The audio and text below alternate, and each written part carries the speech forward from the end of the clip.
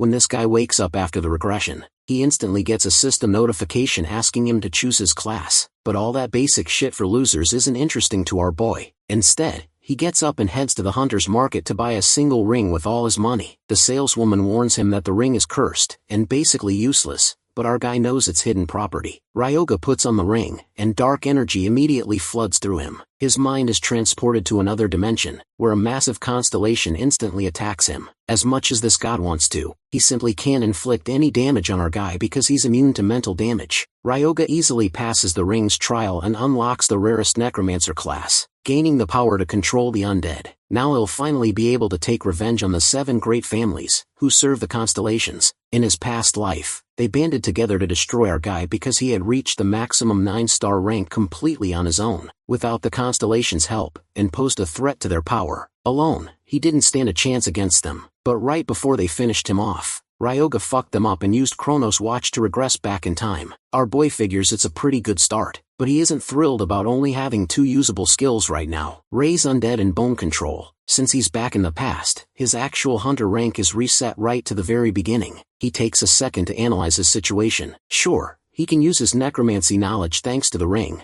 but that won't let him bypass the strict level and star rank requirements established by the system. Under the standard system rules, a hunter can only reach 7 stars on their own. Reaching the transcendent realm of 9 stars requires something more, which means necromancy alone won't cut it in the future. To truly crush his enemies, our boy absolutely needs a constellation of his own. Later that day, Ryoga arrives at the ancient temple of Kronos. Kronos is a forgotten titan, a fallen patriarch who was locked away after being overthrown by Zeus and the other deities of Olympus. Standing in the ruins, our hero figures out that while this old titan who is original owner of the pocket watch is the perfect deity to approach right now. Without hesitating, Ryoga slams the broken watch onto the central tomb. The next moment, the entire scenery shifts. The temple lights up with a strange, otherworldly energy as the massive consciousness of Kronos manifests. Naturally, the fallen patriarch is pissed at our hero's insolence, but Ryoga just greets him politely, genuinely glad to finally make contact. What immediately catches the Titan's eye is the broken watch in Ryoga's hand. Kronos realizes this human is the one who just turned back the wheel of time. If Ryoga managed to regress, it means he was incredibly powerful for a mortal. Narrowing his eyes, the bitter old deity demands to know why Ryoga woke him up.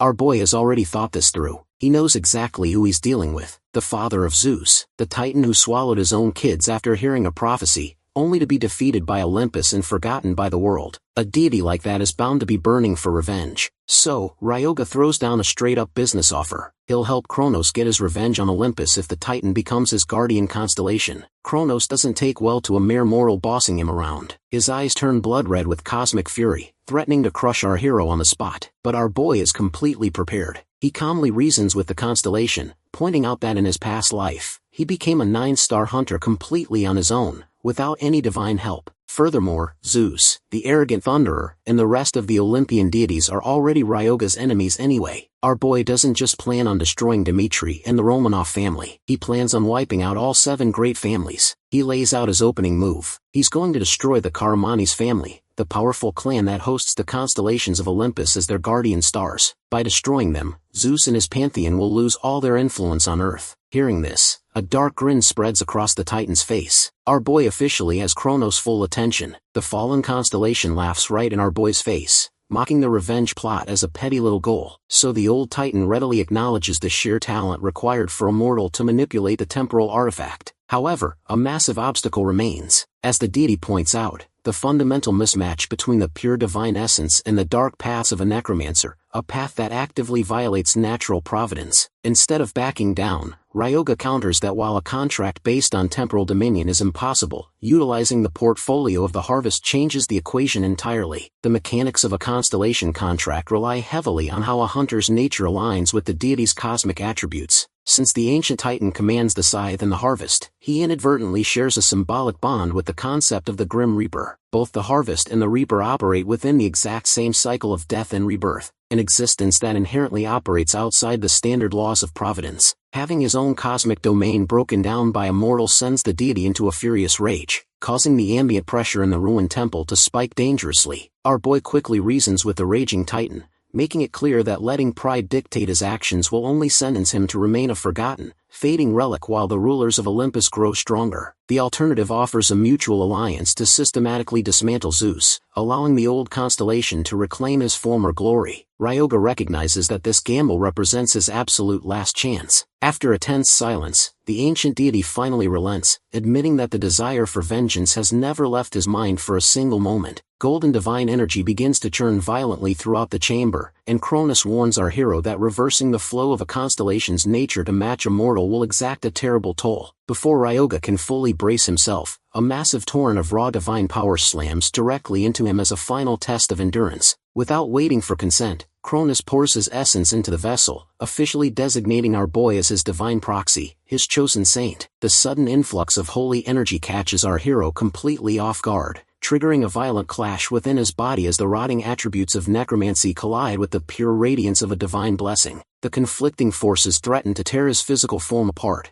but our boy forces himself to withstand the agony, knowing that surviving the trial is the only way to secure his guardian star. Once the overwhelming pain finally subsides, Ryoga travels back to his hometown in Japan to recover from the strain. It isn't long before Cronus manifests right beside him, though the once massive titan has now condensed into a tiny chubby floating soul. The miniature deity stares at the modern cityscape, marveling at how the relentless march of time can be both magnificent and incredibly cruel before casually asking our dude for his thoughts on the new era. Concurrently, the global hunter interface updates to show that the Titan has successfully re-entered the celestial rankings under a new title, the Harvester, the giant who defies heaven. Fortunately, the grand title provides zero immediate benefits, leaving Ryoga without a single active blessing from his new patron. The lack of support stems from the Titan's status as a forsaken star, meaning that without a modern foundation of active worshippers on Earth, he possesses no ambient faith to convert into usable power. Despite the lack of juice, the mini-titan seems entirely content just to be free from his prison. Ryoga realizes the burden falls on him to mold his guardian star into the specific concept of a Grim Reaper saint, creating the legendary anecdotes of defying providence that the constellation needs to restore his divine power. At that, Cronus notes that after sleeping for eons, a little restlessness is completely natural, reminding Ryoga that a saint's primary duty is to go out into the world and make his deity's name famous. This assignment puts our boy in a bizarre mechanical dilemma, as the contract has effectively forced a dark necromancer into the role of a holy priest. His status screen confirms the transformation,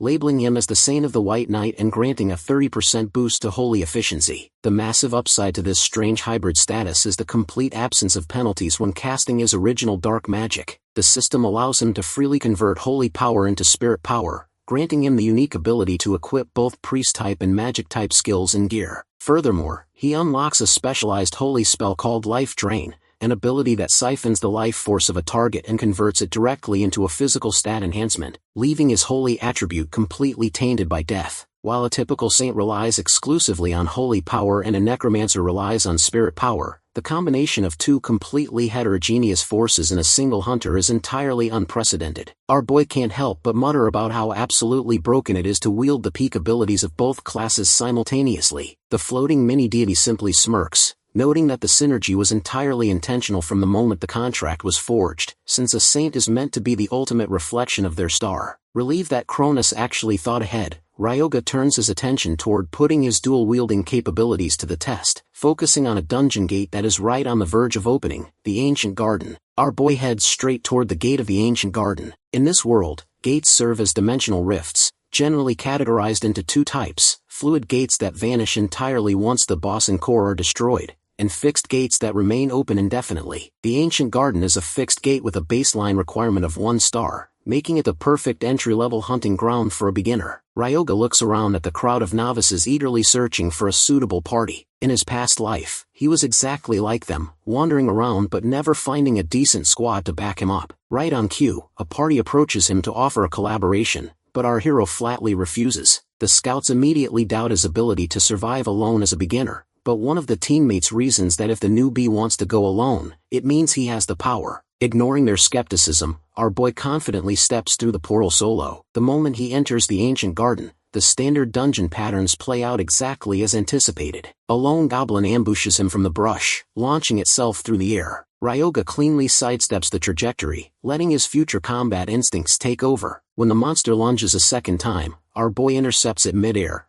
gripping its throat tightly. He activates his inherent class trait, converting his spirit power into pure holy power to channel life drain. During the channeling process, he notes that manipulating holy power feels almost identical to steering spiritual energy. The moment the absorption completes, Ryoga flings the desiccated corpse to the ground. The goblin's life force merges into his body, bumping his physical stats by a modest 0.5%. Since the system requires 5 full stat points for an early game level up, he calculates that clearing just 25 goblins will net him a clean level, an incredibly efficient ratio for a novice hunter. Floating nearby, the mini Cronus boasts loudly, demanding that our hero praise his divine greatness for granting such a broken buff. With one corpse secured, our boy wastes no time preparing his next move. He casts Raise Undead on the fallen monster, reanimating it instantly. Thanks to his advanced class compatibility, the zombie's degree of completion is remarkably high, causing its base stats to scale up by an impressive 97.2%. Ryoga realizes that this single puppet is going to make harvesting the rest of the ancient garden a total breeze.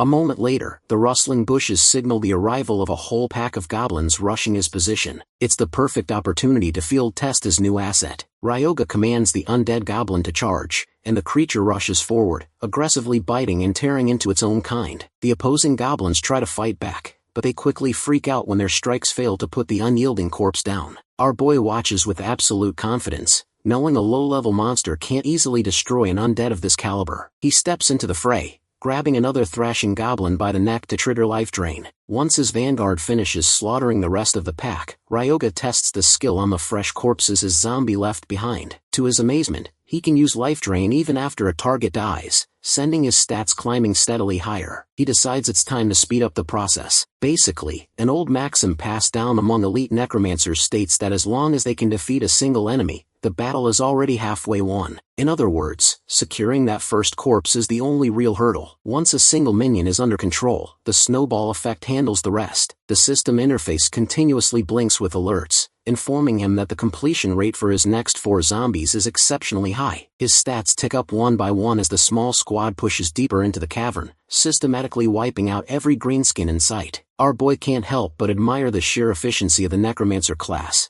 as his growing undead army harvests stats and turns fresh casualties into loyal slaves. However, the floating mini-titan chimes in, reminding his proxy that a true divine warrior should still exercise caution during a dungeon run. Ryoga just smiles, reminding Cronus that this ruthless efficiency is exactly how a necromancer fights. Before long, his squad reaches a total of 20 undead, the absolute maximum cap he can command at his current stage. Ryoga orders the full platoon to rush ahead, overwhelming the local monster dens in a synchronized sweep. Right as his vanguard corners the next pack, a flaming arrow streaks out of the shadows, striking one of the targets. Ryoga instantly halts his undead army, his eyes narrowing as he demands that the hidden archers show themselves. Every figure step out from the brush, the exact same party that had tried to recruit him at the entrance. The leader steps forward, eyeing the horde of zombies with deep suspicion, and demands to know our boy's real identity. Looking at their faces, our hero's expression goes completely dark. He recognizes them now. They aren't just random novices, they are the notorious twin shadow hunters, the very same team that tried to assassinate him in his past life. The twin shadow hunters, Yuma and Yukarendo, are fraternal twins. In his past life, it was such a massive pain to fight them, but our boy just smirks right now because, honestly, they don't look strong at all. It makes sense, considering they're only 1-star hunters at this stage in this timeline. Back then, they were a duo, not a trio like this current squad. The mini-titan Cronus chimes in,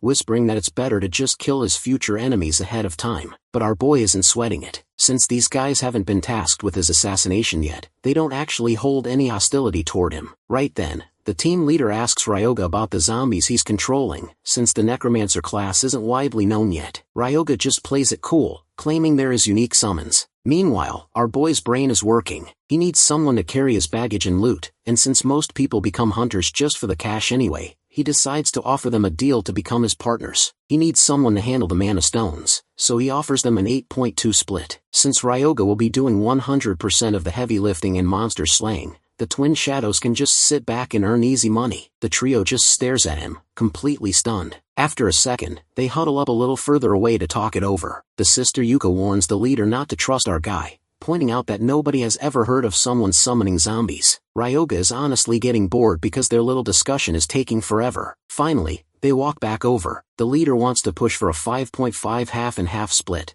arguing that even with that, each member of their 3-man team will only walk away with about 1.7. Our boy shuts that down real quick, finalizing the deal at a strict 7.3 ratio. Take it or leave it. Leader Yuma takes a look at the zombie army, sighs, and finally agrees. The third team member, Hybera, looks incredibly uneasy about the deal, but Yuma quickly reassures him. He whispers that if Ryoga actually wanted them dead, their corpses would already be rolling on the floor. Yuma calmly analyzes the situation, noting that our boy entered the gate without a shred of standard hunter equipment, a level of confidence that screams he's secretly a massive big shot. Yuma figures following him is a surefire way to make some serious cash. Cut to a few hours later, and the twins along with Hybera are absolutely exhausted from the brutal labor of harvesting mana stones. Yuma stands next to a small mountain of glittering monster cores. While he expected a decent haul, the sheer volume of loot is completely beyond his imagination. Meanwhile, our boy is busy draining the life force out of another batch of goblins,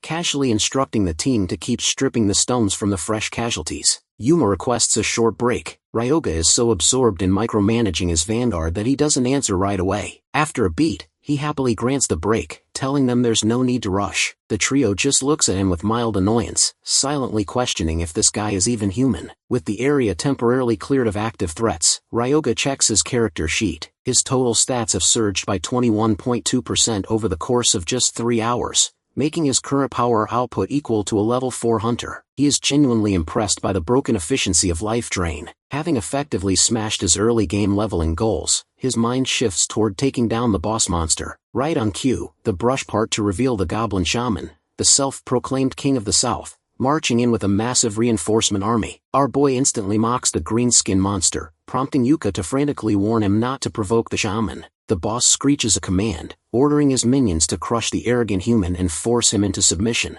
But Ryoga just gives the signal, ordering his undead platoon to feast on the living horde until nothing is left. A chaotic clash erupts between the living and the dead. One agile goblin manages to completely destroy one of Ryoga's zombies, but our boy doesn't even blink. He instantly targets a fresh corpse to fill the empty slot. The newly raised undead goblin tears itself off the ground and immediately rips the arm off its living counterpart. Yuma watches the madness unfold, completely awed by how Ryoga's team is holding the upper hand despite being heavily outnumbered, finally realizing the true terror of a class that turns casualties into instant reinforcements. Seeing his frontline crumble, the goblin shaman begins chanting a dark spell. A bloodthirsty crimson glow fills the eyes of the living goblin army as a wave of artificial morale boosts their stats. The boss cackles arrogantly, confident in his unique totem staff that simultaneously buffs his allies and inflicts heavy debuffs on his enemies. Yet, our boy just smiles, standing right behind his frontline vanguard. In fact, one of Ryoga's sneaky zombies has already maneuvered through the chaos and is currently gripping the shaman's precious totem staff. The boss looks down, completely baffled that a human-controlled summon dares to touch his sacred artifact. To taunt him further, Ryoga commands his minion to twist the shaft. The staff pins into the dirt, and our boy's zombies systematically hammer into the goblin ranks, fracturing their formation. Frustrated and desperate, the shaman immediately activates his ultimate trump card, the Madness Incantation. Instantly, the remaining goblins go completely berserk, their strength and agility skyrocketing by a massive 50%. The sudden power spike catches the vanguard off guard. The frenzied monsters begin tearing through the summons, rapidly reducing Ryoga's front line until he has only 8 active undead left. Looking at the mounting mess, Ryoga calmly isolates the source of the problem. The boss's power relies entirely on that staff. The shaman, letting the temporary victory go to his head, stupidly mocks our boy, bragging that the totem is forged from sacred bone and infused with the eternal grudges of the goblin race. That specific piece of lore is exactly the oversight Ryoga needs. Our boy's face twists into a dark smirk as he activates bone control. With a sharp jerk of his hand, the bone staff rips itself clean out of the shaman's grip, flying across the cavern straight into Ryoga's waiting hand. The sudden theft forces the Madness Incantation to abruptly cut off. The boss stands there completely frozen, totally baffled by the stunt. To make matters worse for the monsters, the sudden cancellation of the spell triggers a severe magical backlash,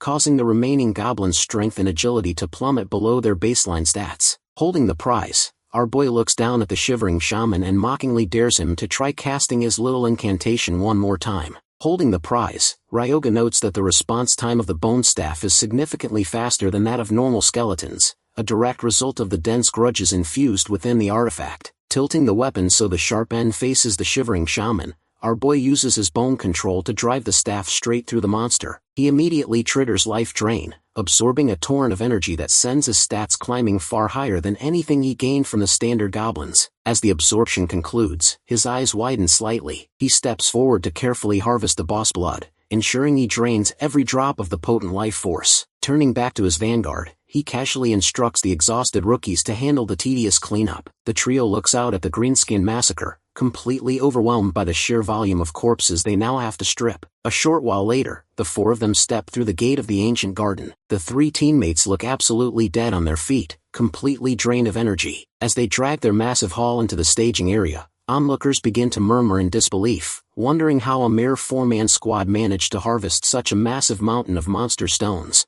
Ryoga turns to his team and asks if they should just sell the loot directly to the market shops in Natsuhabura. Yuma suggests transporting the haul themselves to secure a much better market price, asking our boy if he trusts them enough to handle the transaction. Ryoga playfully scoffs, pointing out that they only met today, so trust is a bit of a stretch, but he quickly laughs it off as a joke and gives them the green light to handle the sale. Yuma estimates the total haul will bring in a clean 6 million credits. Before they split up, our boy takes out the shaman's bone staff to inspect it. Yuma speaks up, warning him that the weapon is practically useless for standard hunters due to its contradictory class requirements. The system restricts the staff to priest classes to boost holy spells, yet its innate enchantments amplify spiritual power, an attribute that priests naturally cannot wield. It is the absolute perfect weapon for our boy, who uniquely commands both. Ryoga decides to keep the artifact, telling Yuma to just deduct the cost from his share of the profits. However, the twins and Hybra flatly refuse to take his money, arguing that they only secured this massive payday because of his overwhelming carry in the first place. The entire team quickly nods in agreement with their leader. Our boy finds himself genuinely liking their squad dynamic, looking forward to working further with these particular rookies. The next day, the cooperative hunt continues. However, it isn't long before the rookies are completely wiped out from the brutal labor of hauling stones. They openly complain about their bags being completely full and suggest calling it a day. Ryoga casually gives them permission to head back to the city, while he takes a detour to continue hunting solo. Floating nearby, the mini-titan notices the intentional move, realization dawning on him that our boy orchestrated the split on purpose. For his next goal, Ryoga absolutely cannot afford any witnesses. Our hero heads directly toward the northern wetlands of the ancient garden,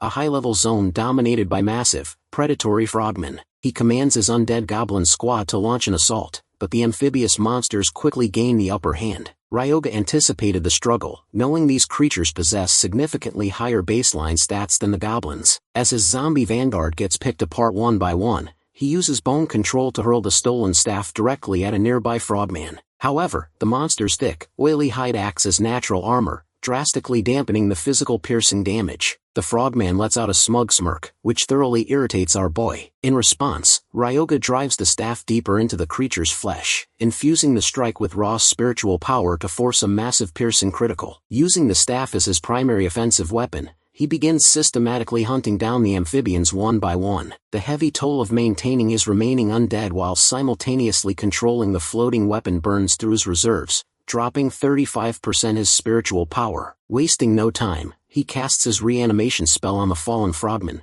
a process that drains his remaining spiritual energy down to 20%. Despite the heavy sweat pouring down his face, our boy remains completely confident he can handle the strain as his newly raised amphibious vanguard begins slaughtering their own kin. By the time he finishes the job, his rapid hunting method pushes his level all the way up to 16. Our boy feels the steady return of his peak strength, silently challenging his future executioners to wait for him, promising to cut them down much sooner than they think. A short while later, he moves to a secluded cavern, carrying a harvested frogman heart. Cronus hovers closer, demanding to know the grand strategy, but Ryoga tells the mini-titan to pipe down so he can maintain absolute concentration. His plan involves dropping the collected goblin shaman blood directly onto the core of the frogman heart. By combining the essences of the dungeon's rival factions, he triggers a hidden environmental trigger, a secret anomaly of the ancient garden that absolutely no one detected in his past life. The cavern system warps, transporting him directly into the ancient proving ground. Our boy looks around the legendary trial zone,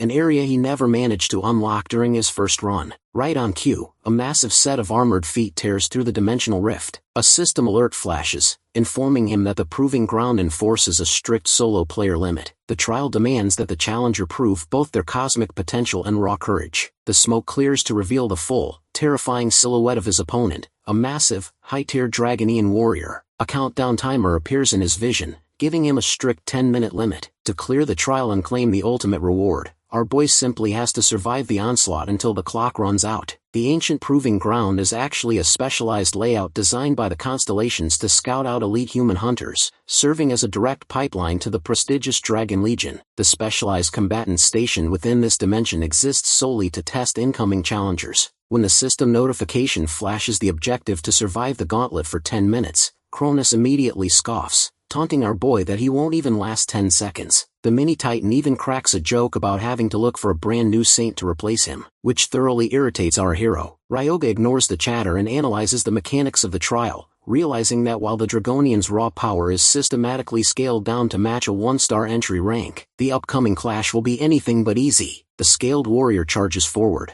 but our boy halts the advance by casually gesturing for him to wait. Turning his back on the enemy, Ryoga focuses entirely on his undead vanguard to initiate a rapid modification, jokingly noting that even iconic villains have the decency to wait for a protagonist to complete their transformation sequence. He channels cadaverous poison plague blood directly into his summons. The flesh of the undead bubbles and warps, instantly transforming the standard vanguard into toxic plague zombies. Even the old titan is visibly impressed by the seamless mid-combat upgrade, prompting Ryoga to smugly remind Cronus that he didn't hold the title of a master necromancer in his past life for nothing. Turning back to his opponent, our boy gestures that the match can officially begin. The Dragonian grits his teeth in frustration and lunges, razor-sharp claws aimed directly at our hero. Before the strike can land, the entire platoon of plague zombies dogpiles the warrior, attempting to tear into his scales. The monster cleanly punches one of the ghouls away, but a highly corrosive level 12 acid instantly sticks to his claw. Ryoga had deliberately sacrificed the physical strength stats of his frogman,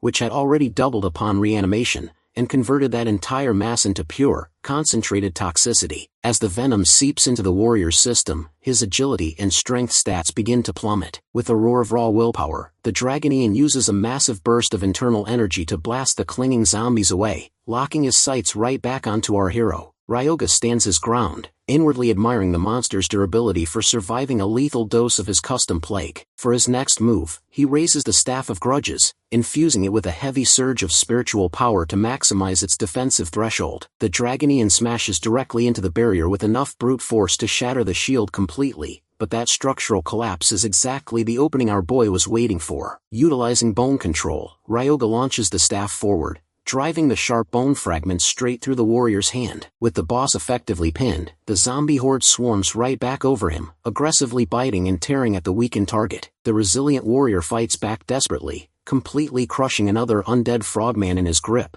but our hero can see that the opponent has finally hit his absolute limit. With a heavy thud, the Dragonian collapses to the cavern floor. Ryoga recalls his bone staff, seamlessly converts his active spiritual power into pure holy power, and unleashes Life Drain to harvest the fallen boss. A grand system alert confirms his successful clearance of the ancient proving ground, leaving Cronus thoroughly stunned that a mortal managed to solo a member of the dragon kin at this level. Ryoga ignores the floating soul to inspect his official clear reward, the Crest of Endurance. This rare passive buff functions by delaying 40% of all incoming damage, while simultaneously boosting his mana realignment speed by 20%. While the reward is undeniably top tier, a true necromancer knows the real prize is the pristine corpse of a high-grade Dragonian warrior. Ryoga immediately forms a blueprint to turn the carcass into a specialized summon that will completely transcend its original living form. To execute a high-level reanimation of this caliber, however, he requires a specialized set of advanced alchemical tools. Fragments of his memory guide him to a brilliant but eccentric alchemist from his previous timeline who ran a research lab.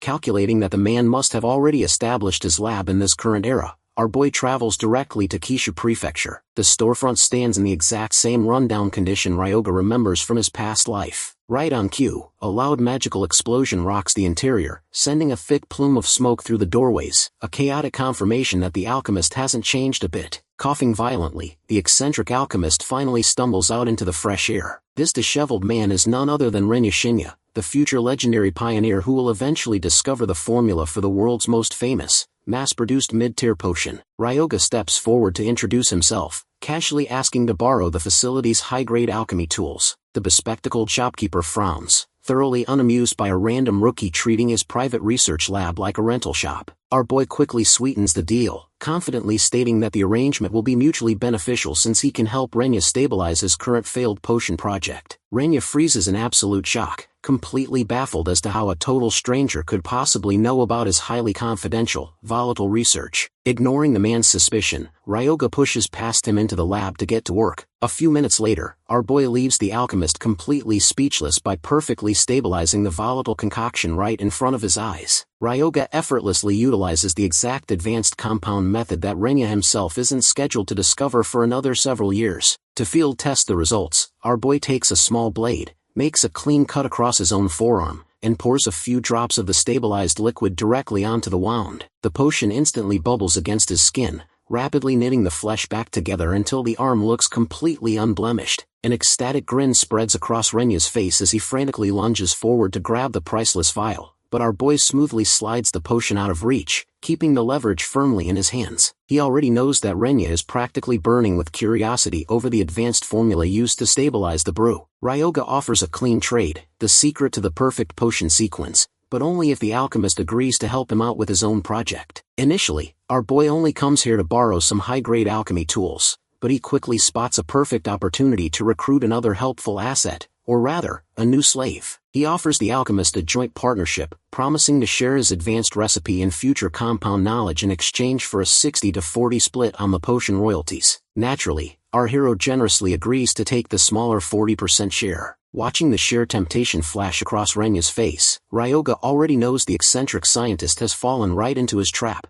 Renya hesitates, ultimately agreeing to let Ryoga use the facility's workspace but stubbornly holding out on the rest of the terms. Our boy doesn't sweat it. He reaches into his storage ring and pulls out the Dragonian warrior, which instantly makes the scientist's eyes pop with extreme curiosity. Ryoga casually lures him over, inviting him to take a closer look and help out with the preparation. But Renya angrily snaps back, reminding our boy that they don't have a contract yet, so the lab space is the only thing he's getting for free. Floating nearby, Cronus comments on the mortal's high level of caution. Knowing the bespectacled man's tragic backstory, Ryoga notes that it's entirely understandable for him to be so vigilant. In his past life, Renya worked for the Diesel Corporation, a top-tier research conglomerate. However, his corrupt boss stole all the credit for his groundbreaking work, forcing him to resign in disgrace. That betrayal is the sole reason behind his absolute distrust of others. When Cronus mutters about how the human world is full of pure selfishness, our boy reminds the ancient titan that the world of constellations operates the exact same way. Turning back to his target, Ryoga urges the alchemist to help him out anyway, noting that this project is the perfect chance to see if our boy has enough talent to be a worthy partner. Without real harm in it, Renya takes the tools from Ryoga's hand,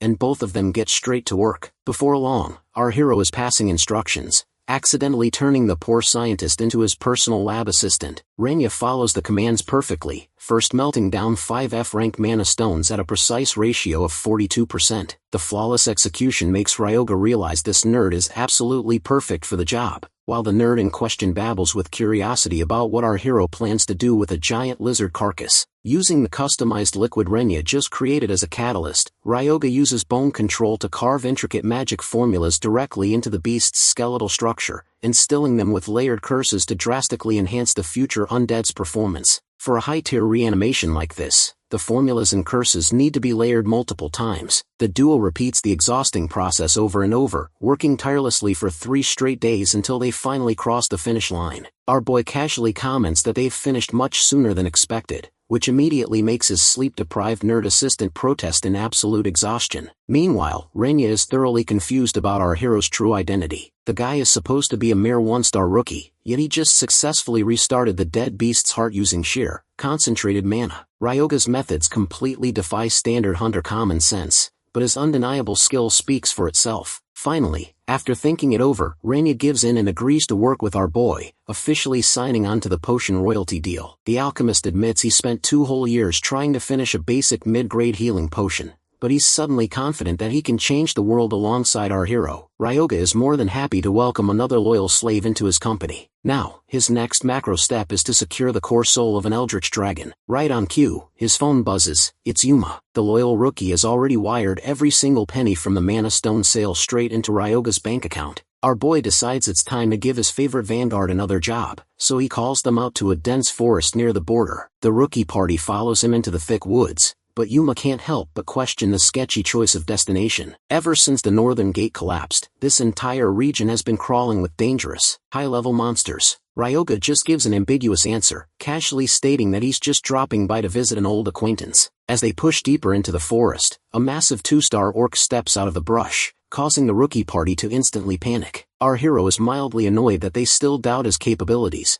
but he figures this surprise encounter is the perfect chance to test his newly processed bone weapons. These ghoul bones are specialized magic tools he created by infusing raw spiritual energy directly into refined skeleton shards. Utilizing bone control, Ryoga shoots a sharp bone shard through the air like a bullet. The orc reacts quickly, deflecting the projectile with its heavy spear. However, the monster mistakenly assumes the attack is over. Since Ryoga can telekinetically steer the shard from a distance, he snaps his fingers, twisting the bone midair so it drives straight into the orc's shoulder. Ryoga was actually aiming directly for the heart, but the monster's thick, calloused hide forces the projectile to miss the vital spot. Enraged, the orc tears the bone out of its shoulder, flings it aside, and charges straight toward our boy to force close-quarters combat. Yuma leaps forward at the absolute last second, raising his shield to block the incoming swing. With the monster temporarily stationary, our boy launches 3 bone shards simultaneously instead of just 1. The projectiles easily pierce the orc's vital points, killing it instantly. Yuma stands there completely taken aback. Odd that a rookie just casually dismantled a 2-star monster. Ryoga quickly snaps him out of his daze, letting him know that the real work is only beginning. Yuma blinks, remembering our boy's earlier comment, and asks who exactly they are supposed to be meeting out here. Casting his reanimation spell to raise the dead orc into a zombie puppet,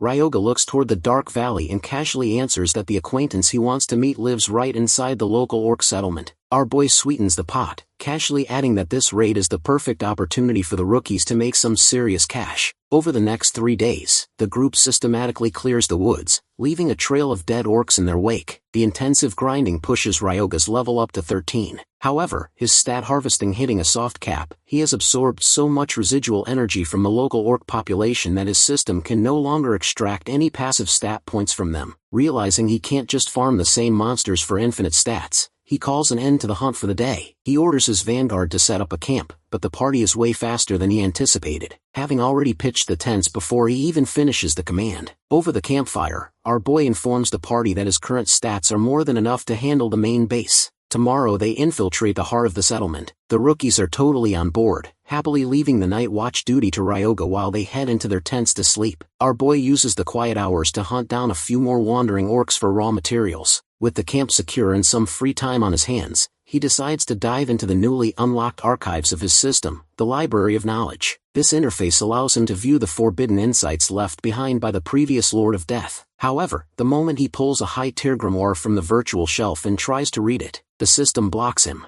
A prompt flashes stating he needs to be level 45 or higher to access the advanced contents. The restriction thoroughly pisses him off, making him curse his current 1-star limitations. Left with no choice, he settles for the basic manuals permitted at his current rank. By the time he finishes reading, the system blinks with a notification. He has successfully acquired 2 brand new skills. The next morning, Habara wakes up and immediately shrieks at the sight of the undead orcs standing guard. Yuma sighs, reminding his teammate that they literally see these zombies every single day. However, as Yuma takes a closer look, even he notices the minions look completely different. They are noticeably larger and sturdier than before. Ryoga confirms the observation with a smirk, explaining that he modified the puppets overnight, involving them into a 2-star armored zombie variant. The upgrade grants them superhuman physical strength and wraps their bodies in bone plating to drastically maximize their endurance. Our boy achieved this by combining the 2 skills he acquired during his late-night reading session. The first is bone armor, which allows him to compress skeletal matter into protective plating. The second is flesh writhing,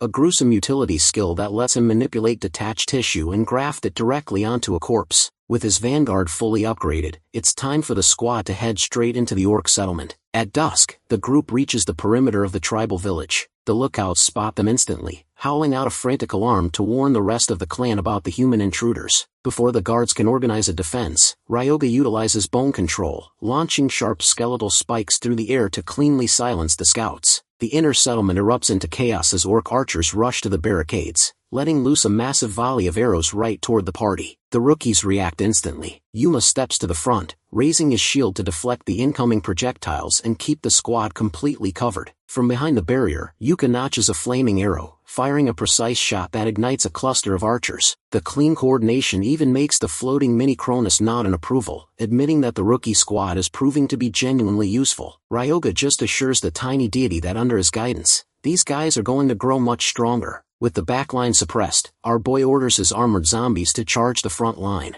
The leading puppet slams into the defenders, delivering a devastating punch that shatters its living kinsman's jaw. Using the sheer destructive force of the impact, Ryoga is highly satisfied to see that his midnight crafting session is paying off. The living orcs are absolutely terrified to see their dead brothers moving like tanks, but our boy keeps the pressure mounting, sending the rest of his platoon into the fray. A brutal civil war breaks out within the settlement. During the clash, a powerful orc warrior manages to land a heavy blow, cracking the plating of an armored zombie and dropping its armor durability down to 15%. Ryoga tracks the damage instantly. He casts bone armor from a distance, channeling his spirit power into the decaying minion to repair the structural damage and bump its defensive efficiency right back up by 20%. An instant later, he triggers flesh writhing on the loose meat scattering the battlefield. The detached chunks of flesh warp and stretch under his command, flying through the air to wrap tightly around the limbs of the living orcs like leeches. The sudden suffocating weight completely restricts the monster's movements, leaving them frustrated. Yuma stands behind his shield, totally struck with awe by the sheer complexity of the spell. It proves that our hero isn't just relying on brute strength. His tactical skill and micromanagement are on an entirely different level. Now that the ordinary foot soldiers are completely taken care of, the ground begins to shatter. The orc chieftain steps forward, completely furious at the slaughter of his tribe. With a deafening roar, the boss activates his berserker mode.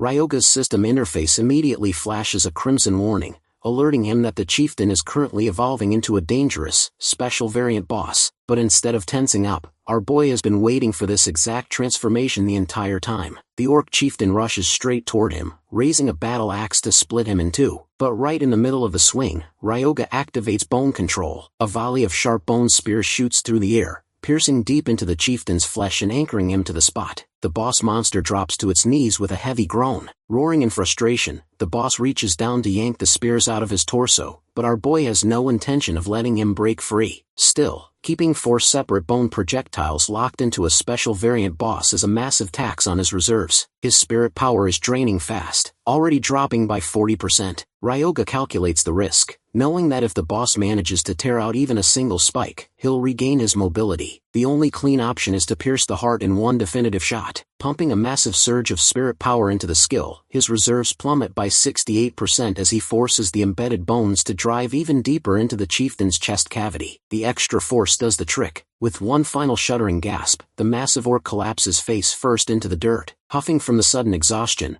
Ryoga immediately steps up to the carcass and unleashes Life Drain. The rushing torrent of the chieftain's special variant life force floods his system, successfully replenishing his spent spirit power while giving his baseline stats another massive boost. Seeing their terrifying leader dismantled so effortlessly, the remaining orc soldiers completely lose their morale. The remaining minions turn on their heels, desperate to escape the settlement. But our boy just activates his reanimation skills, watching the fleeing crowd with a dark smirk. He has absolutely zero intention of letting a single one of them leave this valley alive. Utilizing flesh writhing, Ryoga manipulates the raw tissue of his fallen summons, launching the detached meat across the field to stick tightly onto the fleeing orcs. The sudden suffocating weight completely locks down their movements, causing them to trip and fall helplessly to the ground. The next moment, his armored zombies catch up and systematically wreck the trapped vanguard, leaving nothing but a total bloodbath behind. A short while later, the rookie party is busy extracting the monster stones from the fresh carcasses,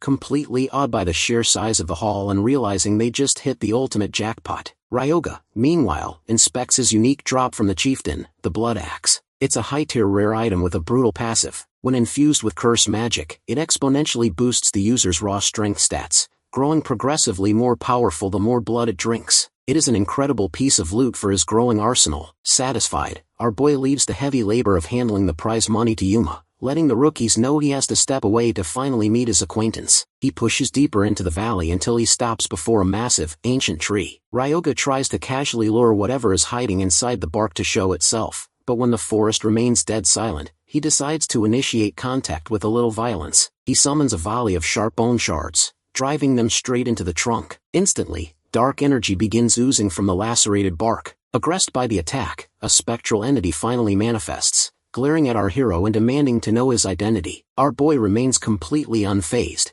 calmly addressing the ghost by his legendary title, the Magic Hunter, Kashiwagi Saraku. The Phantom freezes, completely taken aback as to how a modern kid could possibly know his true name. Our boy casually claims he read all about him in the history books, noting that Kashiwagi was the iconic hero who single-handedly held the perimeter line against the Northern Monster Wave 35 years ago. In reality, Ryoga knows him personally because, in his previous timeline, he reanimated this exact hero's corpse and fought alongside him for years. He even feeds the ghost a small lie, adding that a grand memorial currently stands in Tokyo to honor his sacrifice, ensuring Japan never forgets the hero who kept the country from falling during the early days of the calamity. The flattery works, bringing a deeply satisfied smile to the ghost's face as he realizes his death wasn't for nothing. The spirit softens, asking his actual purpose for tracking him down. Instead of giving a direct answer, Ryoga asks a question of his own, bringing up a prominent name from the local hunter hierarchy, Hakugo Naruhito, the current sub-guild master of the powerful Arajiri Guild. The ghost's eyes instantly flare with raw cosmic fury. The name drags him right back to his final moments alive, when he and his platoon were desperately fighting off hordes of monsters to save trapped civilians. Back then, Kashiwagi was screaming into his radio for urgent backup, begging the Arajiri sub-guild master to send reinforcements to the southern farming district before his squad got completely overrun. But Hakugo flatly refused to provide support, claiming no backup was available. Kashiwagi slowly realized the horrific truth. He and his companions were intentionally used as disposable bait. The guild leadership knew exactly how suicidal the southern district was, using Kashiwagi's squad to buy time so the main forces could secure the safe zones in the north. To make it worse, Hakugo knew Kashiwagi's righteous personality would never allow him to retreat while civilians were still in danger. The voice on the other end of the radio didn't even deny the betrayal. In the aftermath, the Arajiri Guild took all the glory for stopping the wave, writing the casualties off as tragic history while the survivors became rich celebrities. Remembering the betrayal, the Phantom rages, replaying the moment he smashed his radio in a fit of despair, ordered his last remaining comrade to take the civilians and flee, and stayed behind to die alone. Hakugo became a national icon, effectively erasing the magic fighter from the history books. Seeing the opening, our clever hero presses the nerve perfectly, pointing out that Hakugo is a fraud who built his entire career on Kashiwagi's stolen sacrifice and good deeds. The ghost erupts in pure, localized malice, vowing to crawl out of the underworld to tear his betrayer apart if he only had the means. Our boy just smirks, stepping forward to offer a contract. He lets the vengeful spirit know that if it's payback he wants, he came to the exact right place. Without wasting any time, Ryoga offers to form a contract, providing the vengeful spirit with a physical vessel so he can return to the living world and claim his revenge. Our hero reaches into his storage space and pulls out the modified corpse of the Dragonian warrior. Looking down at the draconic vessel, Kashiwagi immediately agrees to the terms, admitting he never imagined seeking vengeance in such a twisted way. However, the former hero attaches a strict condition. Ryoga must never force him to harm innocent people. As long as that line isn't crossed, he will do our boy's bidding however he pleases. Ryoga readily accepts, smiling inward since this is the exact same moral condition Kashiwagi gave him in his past life. It is exactly what you expect from a true hero. With the terms set, the contract seals, and Kashiwagi Saraku officially becomes his newest undead summon. In his past life, Ryoga first bound Kashiwagi's soul to a basic skeleton knight, which only later evolved into a formidable Hell Knight. He always wondered what would happen if he gave the legendary warrior a top-tier, high-spec body right from the start. Now, he gets his answer by merging the hero with the Dragonian carcass. As the beast rises to its feet, the sheer pressure radiating from the frame leaves even Cronus visibly impressed. The ancient titan watches with genuine anticipation, eager to see just how far our boy's necromancy can go. Because Kashiwagi's soul is now fused with the modified Eldritch Dragon vessel, the summon can simultaneously utilize both draconic traits and his original magic martial arts skill set. Even better, the summon possesses a unique growth trait. The vessel's attributes will automatically scale upward as the soul grows stronger, meaning Kashiwagi can eventually surpass the original baseline power of the corpse itself. Our boy is absolutely thrilled to see this, as this specific evolutionary trait was completely absent back when he bound the hero to a regular skeleton. Checking the interface details, he confirms that Kashiwagi can seamlessly combine advanced martial arts and complex magic without a single system penalty. Ryoga looks up and casually asks the magic fighter how it feels to pilot the new draconic build. The undead warrior tests his new limbs, replying that while the body is undeniably powerful, it still feels slightly inferior to the peak physical strength he possessed in his original life. However, the dragon corpse is technically recognized as incomplete. He wonders if the system views it that way because he used a curse formula to artificially replicate the properties of a true eldritch dragon. Either way, it's a phenomenal starter kit for his endgame army, so he lets the minor penalties slide. Ready to move out, our boy turns around and casually orders his new slave to follow him, calling him a minion. But as Ryoga steps ahead, the massive dragon Ian doesn't budge an inch. The legendary magic fighter glares down at him, making it crystal clear that he doesn't appreciate being addressed like a disposable lackey. The two of them immediately get into a petty debate over what the summon should actually be called. Since Kashiwagi flatly refuses to use his old human name, he wants a title that will strike absolute terror into the hearts of his future enemies. Ryoga throws out a handful of options, but the legendary warrior rejects every single one of them. Exhausted by the stubbornness, our boy sarcastically suggests Orochi. The giant lizard man wrinkly rejects that too, but after a bit more back and forth, he finally agrees to the name Fafnir. Exhausted by the unexpected naming committee, Ryoga rubs his temples and urges his new companion to finally get moving, but he freezes in his tracks when Fafnir suddenly stops, refusing to march out into the world completely naked. The giant dragon man spots a massive piece of discarded tent fabric, tearing and knotting it together to fashion a makeshift pair of boxer shorts. Ryoga just stares at him, thoroughly irritated by the undead hero's ridiculous antics. When they finally arrive back at the laboratory, Renya's jaw drops straight to the floor at the sight of the moving dragon cyborg. Our boy casually breaks the ice, informing the speechless alchemist that he simply filled the empty vessel with a suitable soul. The sheer nerdy excitement radiating from the scientist quickly begins to irritate Fafnir, who visibly winds up a fist to punch him into the wall. Ryoga quickly steps in, reminding his giant summon that the annoying nerd is actually a business partner. Before getting back to work, the rookie trio checks in to say goodbye, letting Ryoga know they are heading over to Tokyo to officially liquidate the massive haul of gate items. Our boy gives them the green light to handle the trade. Once they leave, he reaches into his spatial inventory and dumps the massive carcass of the orc chieftain right onto the floor. Renya eyes the fresh meat with intense curiosity, wondering what kind of madness our boy is planning next. But the moment Ryoga playfully offers to satisfy his curiosity by letting him help, the alchemist frantically declines. He clearly remembers his last experience with Ryoga's herbs almost costing him his entire forearm. Despite his loud protests, however, the scientist finds himself grinding down a new batch of medicinal herbs according to Ryoga's strict instructions anyway. He simply cannot suppress his innate scientific curiosity, especially since our boy's methods consistently smash all of his expert expectations. For the next step, Ryoga systematically separates the flesh from the orc chieftain's skeletal structure. Watching the meticulous butchery, Cronus floats closer, correctly guessing that our boy is aiming to forge another skeletal minion. Because the materials come from a fresh special variant boss, the structural completion rate is incredibly high, causing the baseline stats to scale up by a clean 100%. Renya applies the stabilized chemical extract directly onto the raw bones,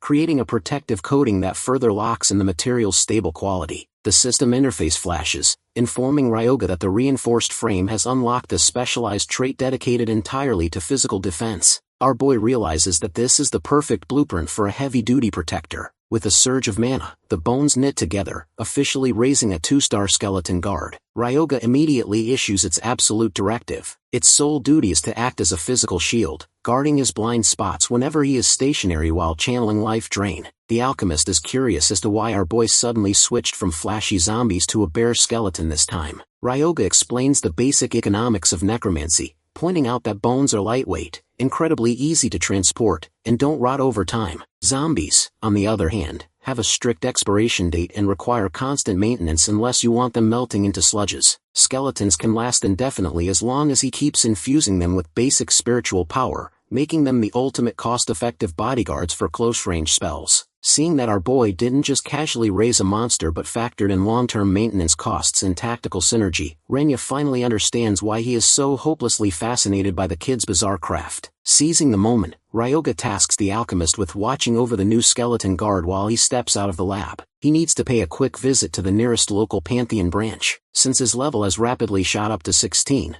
the Hunter system has issued an automated request for him to claim his next official Holy Class spell. Renya stands completely frozen for a solid 3 seconds as the words process. Then, the eccentric alchemist screams in absolute panic disbelief, demanding to know how a guy who just butchered an orc corpse to raise a skeleton army is somehow part of the priest class. When our boy dryly comments that he is actually a pretty devout believer, Renya outright refuses to believe it, swearing that there's absolutely no way in hell. To quickly change the topic, Ryoga asks about the official registration of their new potion. Renya answers that he has already submitted the paperwork because the current market is getting hit with tough competition, so he wanted to lock it in before more rookies pop up to steal their thunder. The only hurdle left is advertising, but the next major pharmaceutical exhibition isn't until next year. To solve this bottleneck, Ryoga asks for a few sample vials so he can casually advertise the brew whenever a good opportunity arises. Renya hands the potions over immediately, while our boy greedily daydreams about the massive mountain of cash he is about to rake in, knowing money makes the world go round. Looking at the purely evil expression washing over his face, Renya silently questions yet again whether this guy is actually a priest. With the sample secured, Ryoga heads straight over to the local pantheon. The pantheon structures suddenly appeared right after the Great Cataclysm, serving as sacred hubs where hunters gather to receive divine spells and blessings directly from their guardian constellations. As he steps inside, our boy glances at the merchants selling various objects meant for divine offerings. The ancient titan Cronus chimes in from his shoulder, commenting that he doesn't sense even a single shred of actual divine presence from any of those so-called relics. Ryoga agrees, wondering why humans even bother leaving these useless, overpriced trinkets on the ground. Brushing past the shops, he approaches the main staircase, which stretches upwards so high that the end isn't even visible. Our boy instantly complains about the complete lack of an elevator or an escalator, struggling to comprehend why the system forces hunters to put so much physical effort into meeting the constellations. He figures it is probably just a cheap psychological trick to force them to show their devotion, a harsh excuse that even Cronus finds a bit ridiculous. Thoroughly exhausted and only halfway up the climb, Ryoga jokes to his patron that he better not get struck by a stray bolt of lightning just for complaining. He inwardly promises to break this entire place to pieces if he doesn't get a top-tier reward after all this brutal stair climbing. Pushing through the fatigue, he finally reaches the absolute peak of the tower. The moment he steps onto the altar, his system interface violently blinks as a barrage of notifications from the watching deities floods his vision. The wealthy constellations openly express their disgust at his dark aura. The constellations who veil death eye him with deep suspicion,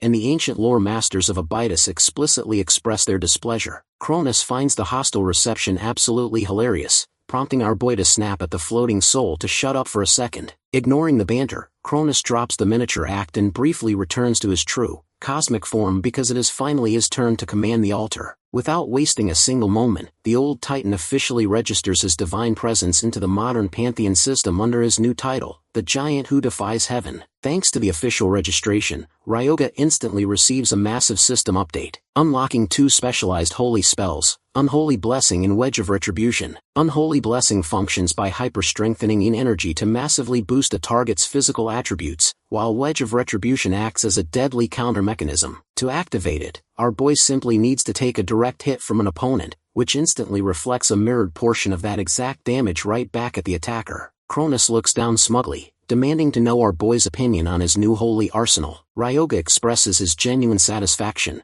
which brings a massive, arrogant laugh to the ancient titan's face. But the very next moment, the system interface drops a cold dose of reality, reminding them that Cronus is currently a completely broken deity who has been exiled from the core divine circle. The prompt informs them that the star needs to acquire massive amounts of achievements and moral praise in order to truly shine in the global pantheon again. Furthermore, because his current starlight is far too weak to attract standard followers, our boy needs to aggressively raise his patron's divinity stats from scratch. Ryoga instantly turns the tables and taunts the giant, leaving the titan to grumble bitterly about the unfair system mechanics. Regardless of the divine politics, the main goal is accomplished. Our boy is walked out of there significantly stronger than when he entered. His business concluded, he steps outside the pantheon gates to head back to the lab, where he can even clear the steps. A sudden voice halts him. His old nemesis from his past life, Satake Shigeru, spots him walking down from the altar. Satake steps into his path, aggressively demanding to know exactly what a trash hunter like Ryoga is doing inside a sacred place like the pantheon. Our boy stares blankly for a second, honestly not recognizing the guy at first glance. Annoyed by the indifference, Satake sneers and reminds him that he was the prominent senior who used to take care of him back in the day. The specific wording triggers a memory, and a dark realization hits Ryoga. He finally remembers this guy, not as a helpful senior, but as the pathetic lowlife who used to ruthlessly extort rookies for money. This guy wasn't just some senior hunter, He was the notorious bully from the orphanage who had made everyone's lives miserable. Ryoga eyes him up and down before asking haughtily if his nose had ever properly healed after the time our boy completely busted it open. For a split second the memory sends Satake into a blind rage, but he quickly forces a look, proudly flashing a gleaming guild badge attached to his lapel, the official proof that he had successfully joined the prestigious Erigiri Guild. Assuming Ryoga is still just some bottom-tier trash, Satake sneers, noting that since he visited the Pantheon today, it's clear they belong to entirely different worlds now. Our boy dryly comments that as far as he's concerned, absolutely nothing has changed, which completely sets the freak off. Satake cocks his fist back, ready to smash Ryoga's face and right on the temple steps. A heavy voice halts him mid-swing. Stepping out from the shadows is Rago Jamin,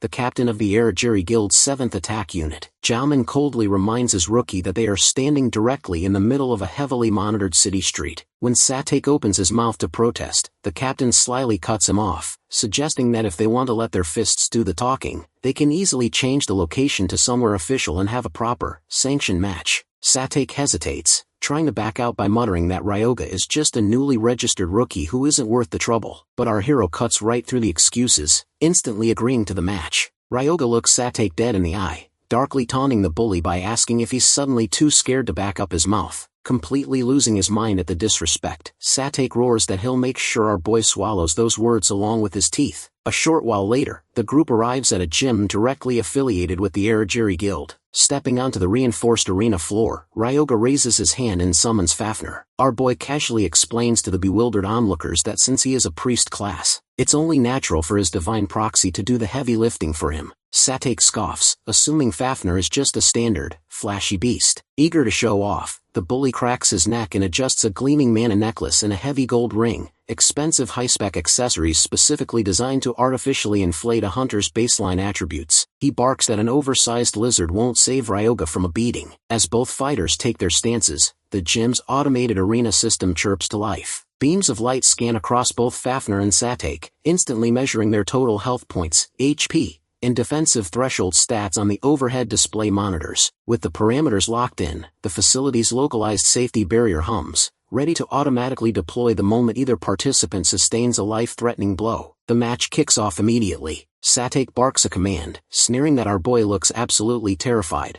but Ryoga just stares back with a bored expression, completely tuned out from the bully's nonsense. Fafnir, on the other hand, never expected to cross paths with the Erigiri Guild so soon in this timeline. He sees this as a perfect opportunity to field test the capabilities of his new draconic vessel, mentally asking his master for permission to go all out. Ryoga quickly denies the request, instructing his summon not to end the fight in a single blow because he wants to test a few variables first. Fafnir inwardly grumbles, finding the concept of holding back incredibly difficult with his newfound draconic strength. The next moment, Satake rushes ahead, screaming that he is going to teach the trash his place as he thrusts his spear forward. Fafnir effortlessly sidesteps the weapon. However, the phantom hero is internally taken aback when he recognizes the bully's form. Satake is utilizing Kairog spearmanship, Chapter 3, Reflective Movement. The execution is clumsy, which is why Fafnir evaded it without breaking a sweat, but the bully immediately changed the momentum into Chapter 2, Point Break, driving the spearhead straight toward Fafnir's chest. Up in the stands, Captain Jamin watches closely, inwardly noting that Satake is moving significantly better than he usually does during training sessions. Jamin assumes the rookie match will wrap up in seconds, but mid-strike, Fafnir's claw snaps forward, cleanly catching the razor-sharp spearhead out of the air. He scoffs at the bully, taunting him that his attacks are far too slow to ever land. Satake pulls at his weapon, but it's completely locked in place. Fafnir coldly advises the rookie that because he swings blindly without ever considering his opponent's next move, he would already be a corpse in a real fight. Fafnir winds up a massive fist to shatter the bully's jaw, but remembering his master's order to hold back, he suppresses his output to the bare minimum, before driving a punch into Satake's ribs. Even with his power capped, the impact is devastating, sending the bully crashing to the mat in a screaming, pathetic heap. Ryoga steps closer to the edge of the ring, mockingly taunting his childhood bully for still crying like a baby after all these years. Enraged by the humiliation, Satake scrambles to his feet and lunges blindly with his spear once more. Fafnir doesn't even bother to block. He simply slams his massive reptilian foot into the floor, shattering the concrete beneath Satake's feet. The localized shockwave completely ruins the bully's balance. Fafnir glares down, mocking the sloppy stance, before cleanly sweeping his leg forward to snap Satake's shin bone, declaring the little game officially over. As Fafner prepares a final, crushing blow against the bracing rookie, Jamin suddenly leaps into the ring, throwing up his hands to intercede. Ryoga expected the captain to step in, though it happened a bit earlier than he initially anticipated. The automated arena monitors chirp, officially bringing the match to a close.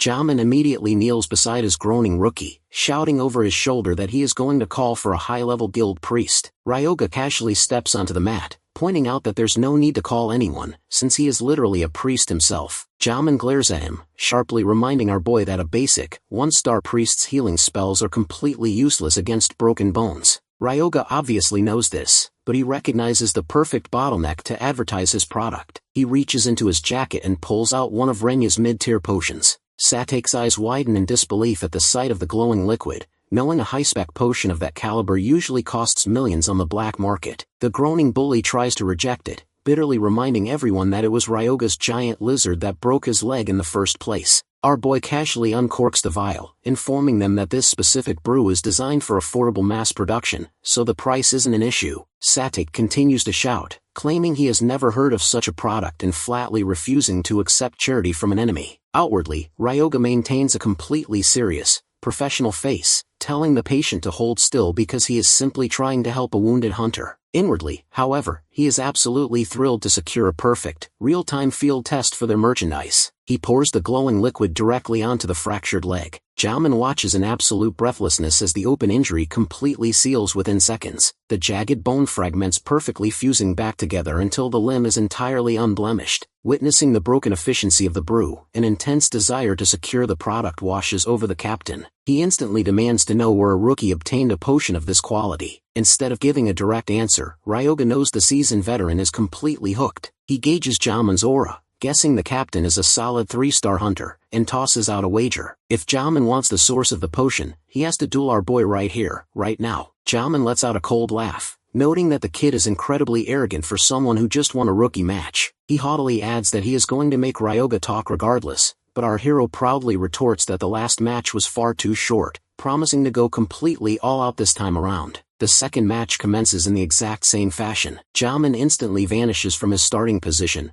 rushing ahead utilizing Zephyr swordsmanship, 5th style. He unleashes a relentless, blindingly fast barrage of strikes directly against Fafner. Jamin is a seasoned veteran. While he was genuinely impressed by Fafner's reactions against a low-tier rookie like Satake, he knows a massive, heavily armored, draconic frame naturally has a structural limit when it comes to speed. The continuous pinpoint impacts begin to take their toll, steadily chipping away at Fafner's active defense efficiency. As Jamin leaps high into the air to prepare a heavy descending strike, Ryoga watches the flow of combat with absolute focus. A high-tier Dragonian vessel combined with Kashiwagi's heavy infighter martial arts physique is currently a terrible matchup against a high-speed, agile fighter like Jamin. That is the exact reason our boy baited the captain into a duel. He wanted Fafner to hit a wall so the phantom hero could personally realize the limitations of his new body and adapt to opponents he can't simply overpower with brute strength. Just as Ryoga expected, Fafner's eyes burn with fierce determination, choosing to use the veteran's oppressive pressure to force his massive new build into perfect synchronization. Our hero is highly satisfied by his summon's unyielding spirit. Deciding he has watched from the sidelines long enough, Ryoga raises his hand and activates Unholy Blessing on Fafner, flooding the draconic vessel with a massive surge of darking energy that sends the summon's baseline attributes skyrocketing into overdrive. With the system confirmation flashing, Fafner's baseline stats instantly shoot up by a clean 20%. Looking at his display screen, Ryoga can barely believe that a basic holy spell can make his summon this insanely strong, but he isn't done yet. Flipping the inverse mechanics of Unholy Blessing, he applies the spell as a localized debuff directly onto Jamin, forcing the veteran's attributes to plummet by 10%. Jamin feels the sudden suffocating weight crushing his lungs. Realizing this rookie priest can seamlessly buff allies and debuff enemies at the exact same time, the captain seriously begins to question if our boy is actually a 1-star hunter. Sensing the massive power spike, Cronus immediately chimes in to fish for compliments, demanding to know our boy's opinion on his divine magic. Ryoga just taunts him right back, muttering that it isn't too bad for a low-tier constellation. The ancient titan opens his mouth to argue, but our boy completely ignores him to focus entirely on the match. It's time to layer his next holy spell, Wedge of Retribution. Ryoga casts the counter mechanism directly onto Fafner and urges his undead warrior to go wild. Fafner grins, more than happy to finally receive the green light. The high-speed clash resumes, but the momentum shifts entirely. Every single time Jamin's sword connects with Fafnir's draconic scales, the phantom counter damage triggers, reflecting a portion of the impact right back into the captain's own body. Jamin grits his teeth, utilizing his years of hard-earned guild experience to fight right through the debuff, but he is completely baffled as to how a 1-star summon is currently overpowering a seasoned 3-star veteran. On the other side of the exchange, Fafnir is successfully dealing heavy retribution damage,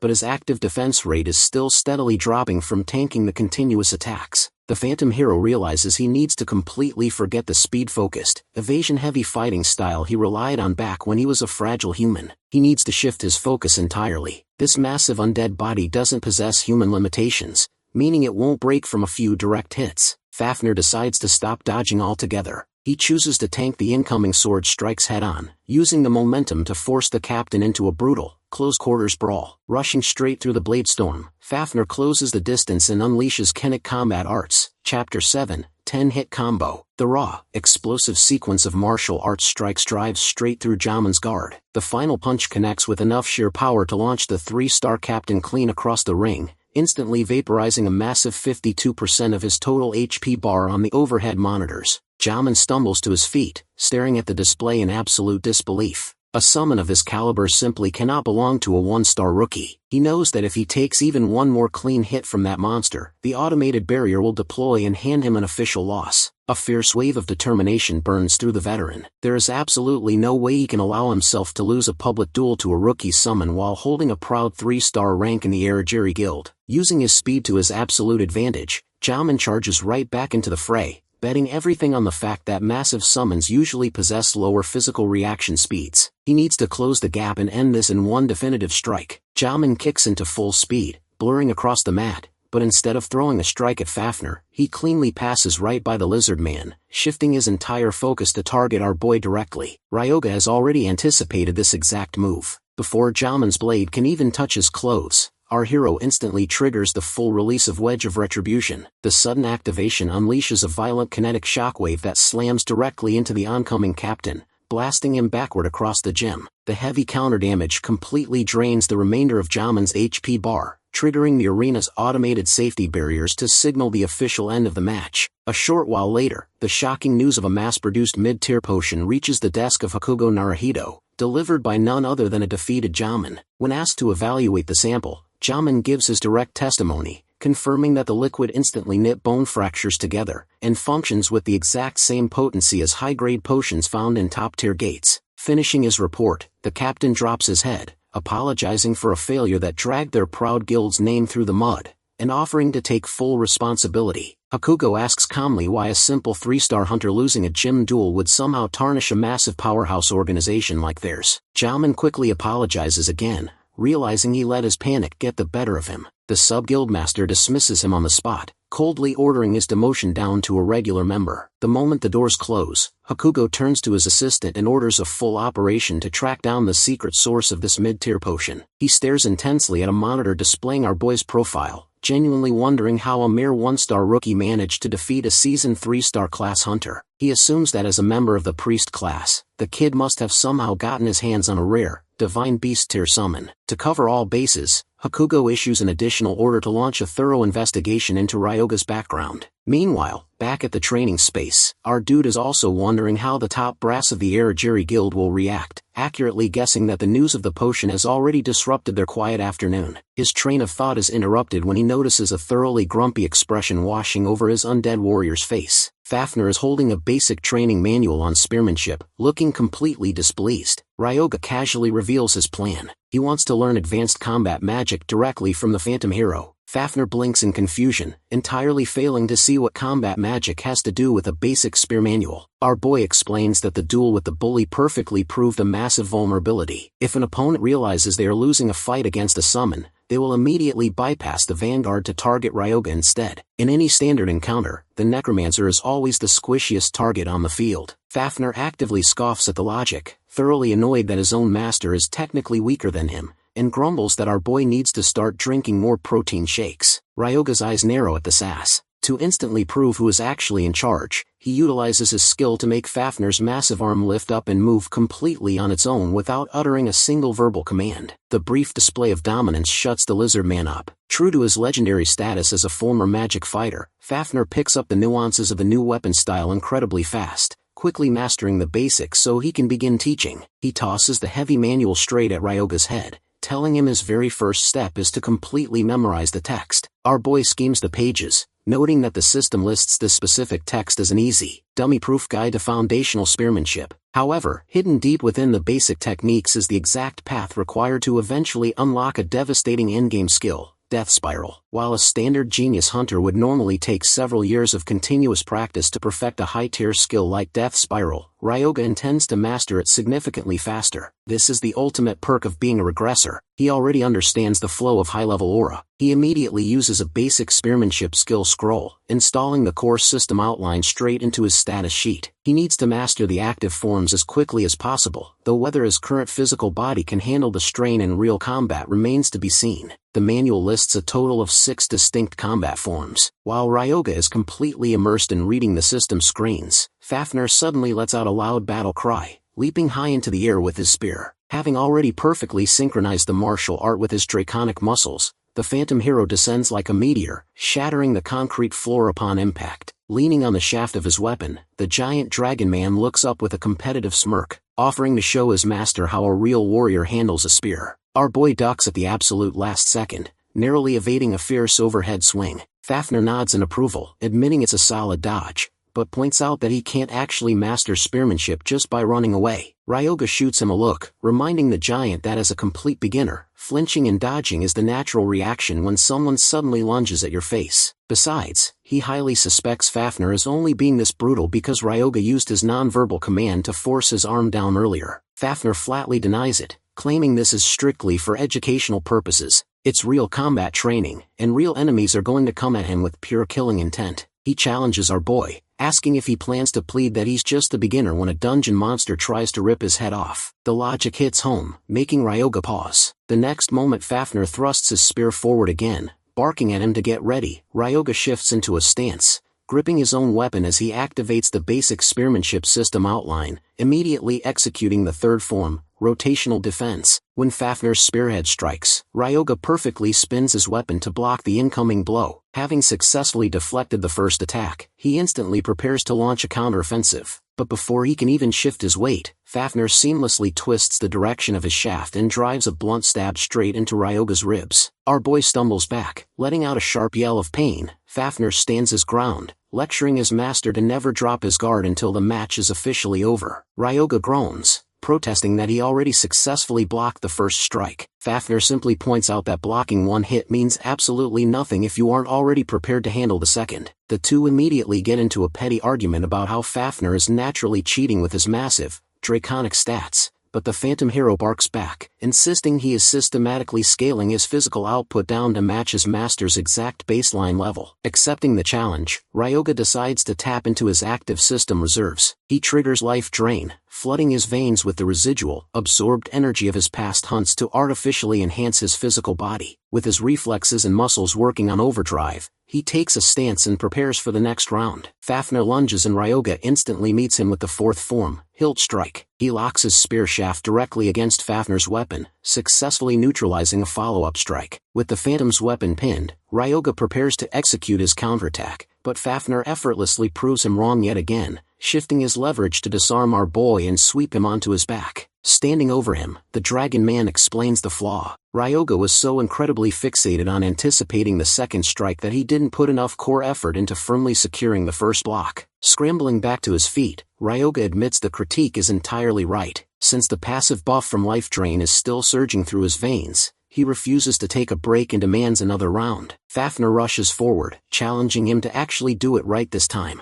Naturally, our boy collects a massive collection of fresh bruises and minor injuries over the course of the brutal afternoon. Later, Ryoga is sitting at a barbecue restaurant with Yuma, who stares in absolute horror at the fresh cuts and dark purple bruises covering our boy's face. Meanwhile, Fafnir silently respects his master's grit, admitting that Ryoga possesses incredible mental strength for not fainting once during that entire hellish regime. The two warriors share a mutual, silent admiration for each other's tolerance, though Ryoga darkly mutters under his breath that Fafnir simply enjoyed beating him to a pulp, an accusation the giant lizard man doesn't even bother to deny. Fafnir telepathically asks his master if he wants to throw in the towel, but our boy immediately shoots down the suggestion. He wouldn't have even started this training if he was the type to quit when things got difficult. For a brief moment, he contemplates permanently boosting his physical baseline attributes by continuously burning life drain energy, but he quickly dismisses the idea. He doesn't want to become overly reliant on temporary system enhancements. His true macro goal is to organically build his physical stats and martial arts proficiency from the ground up, ensuring he becomes significantly stronger than he ever was in his past life. As the dark, fiercely ambitious thoughts swirl in his head,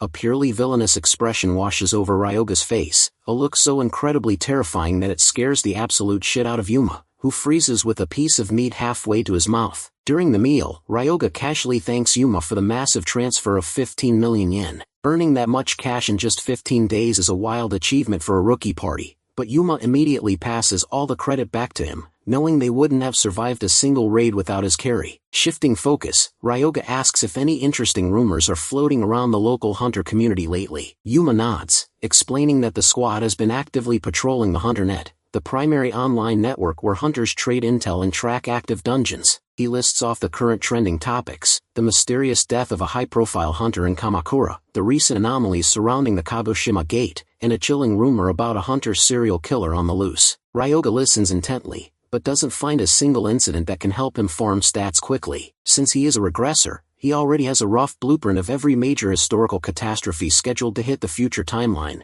but he is actively hoping to exploit minor, forgotten incidents to stealthily build his power. His interest is instantly piqued when Yuma mentions a high-risk anomaly known as the Forgotten Temple Gate in Wakayama. Ryoga blinks in genuine surprise, failing to recall why that specific zone is still wide open. Yuma fills him in on the bureaucratic mess, explaining that the clearing rights were originally monopolized by the Horizon Guild. However, Horizon has failed to clear the interior for an entire year, and a catastrophic dungeon break is now completely imminent. Unlike a stable static gate, which only spawns monsters periodically under a controlled system, a fluid gate is an absolute nightmare. If hunters fail to eliminate the core boss before the localized mana density exceeds 100%, the dimensional barrier collapses completely, allowing the entire monster army to spill directly into the real world. Because the Wakayama Gate is currently sitting in a critical, red alert state, a desperate Horizon Guild has officially lifted all entry restrictions, inviting regular independent hunters to enter the fray and help suppress the wave. Ryoga asks if any of the corporate powerhouses are stepping in. Yuma confirms that the country's second-ranked Phoenix Guild and the third-ranked Daybreak Guild are both sending massive elite squads to secure the clear. A sharp memory flashes through Ryoga's mind. From his past life, he knows exactly how this raid concludes. The Phoenix Guild successfully clears the core room, securing an epic-grade treasure known as the Dragon Scale Armor. His expression turns incredibly dark as a ruthless plan forms in his head. This sudden fluid gate crisis is the perfect opportunity to hijack the timeline and snatch the Dragon Scale Armor for himself. A defensive masterpiece of that caliber will serve as the ultimate synergy piece to complement his newly acquired spearmanship. Without hesitating, he orders Yuma to pack up the squad's heavy gear and tents immediately, letting them know they are deploying to the gate first thing tomorrow morning.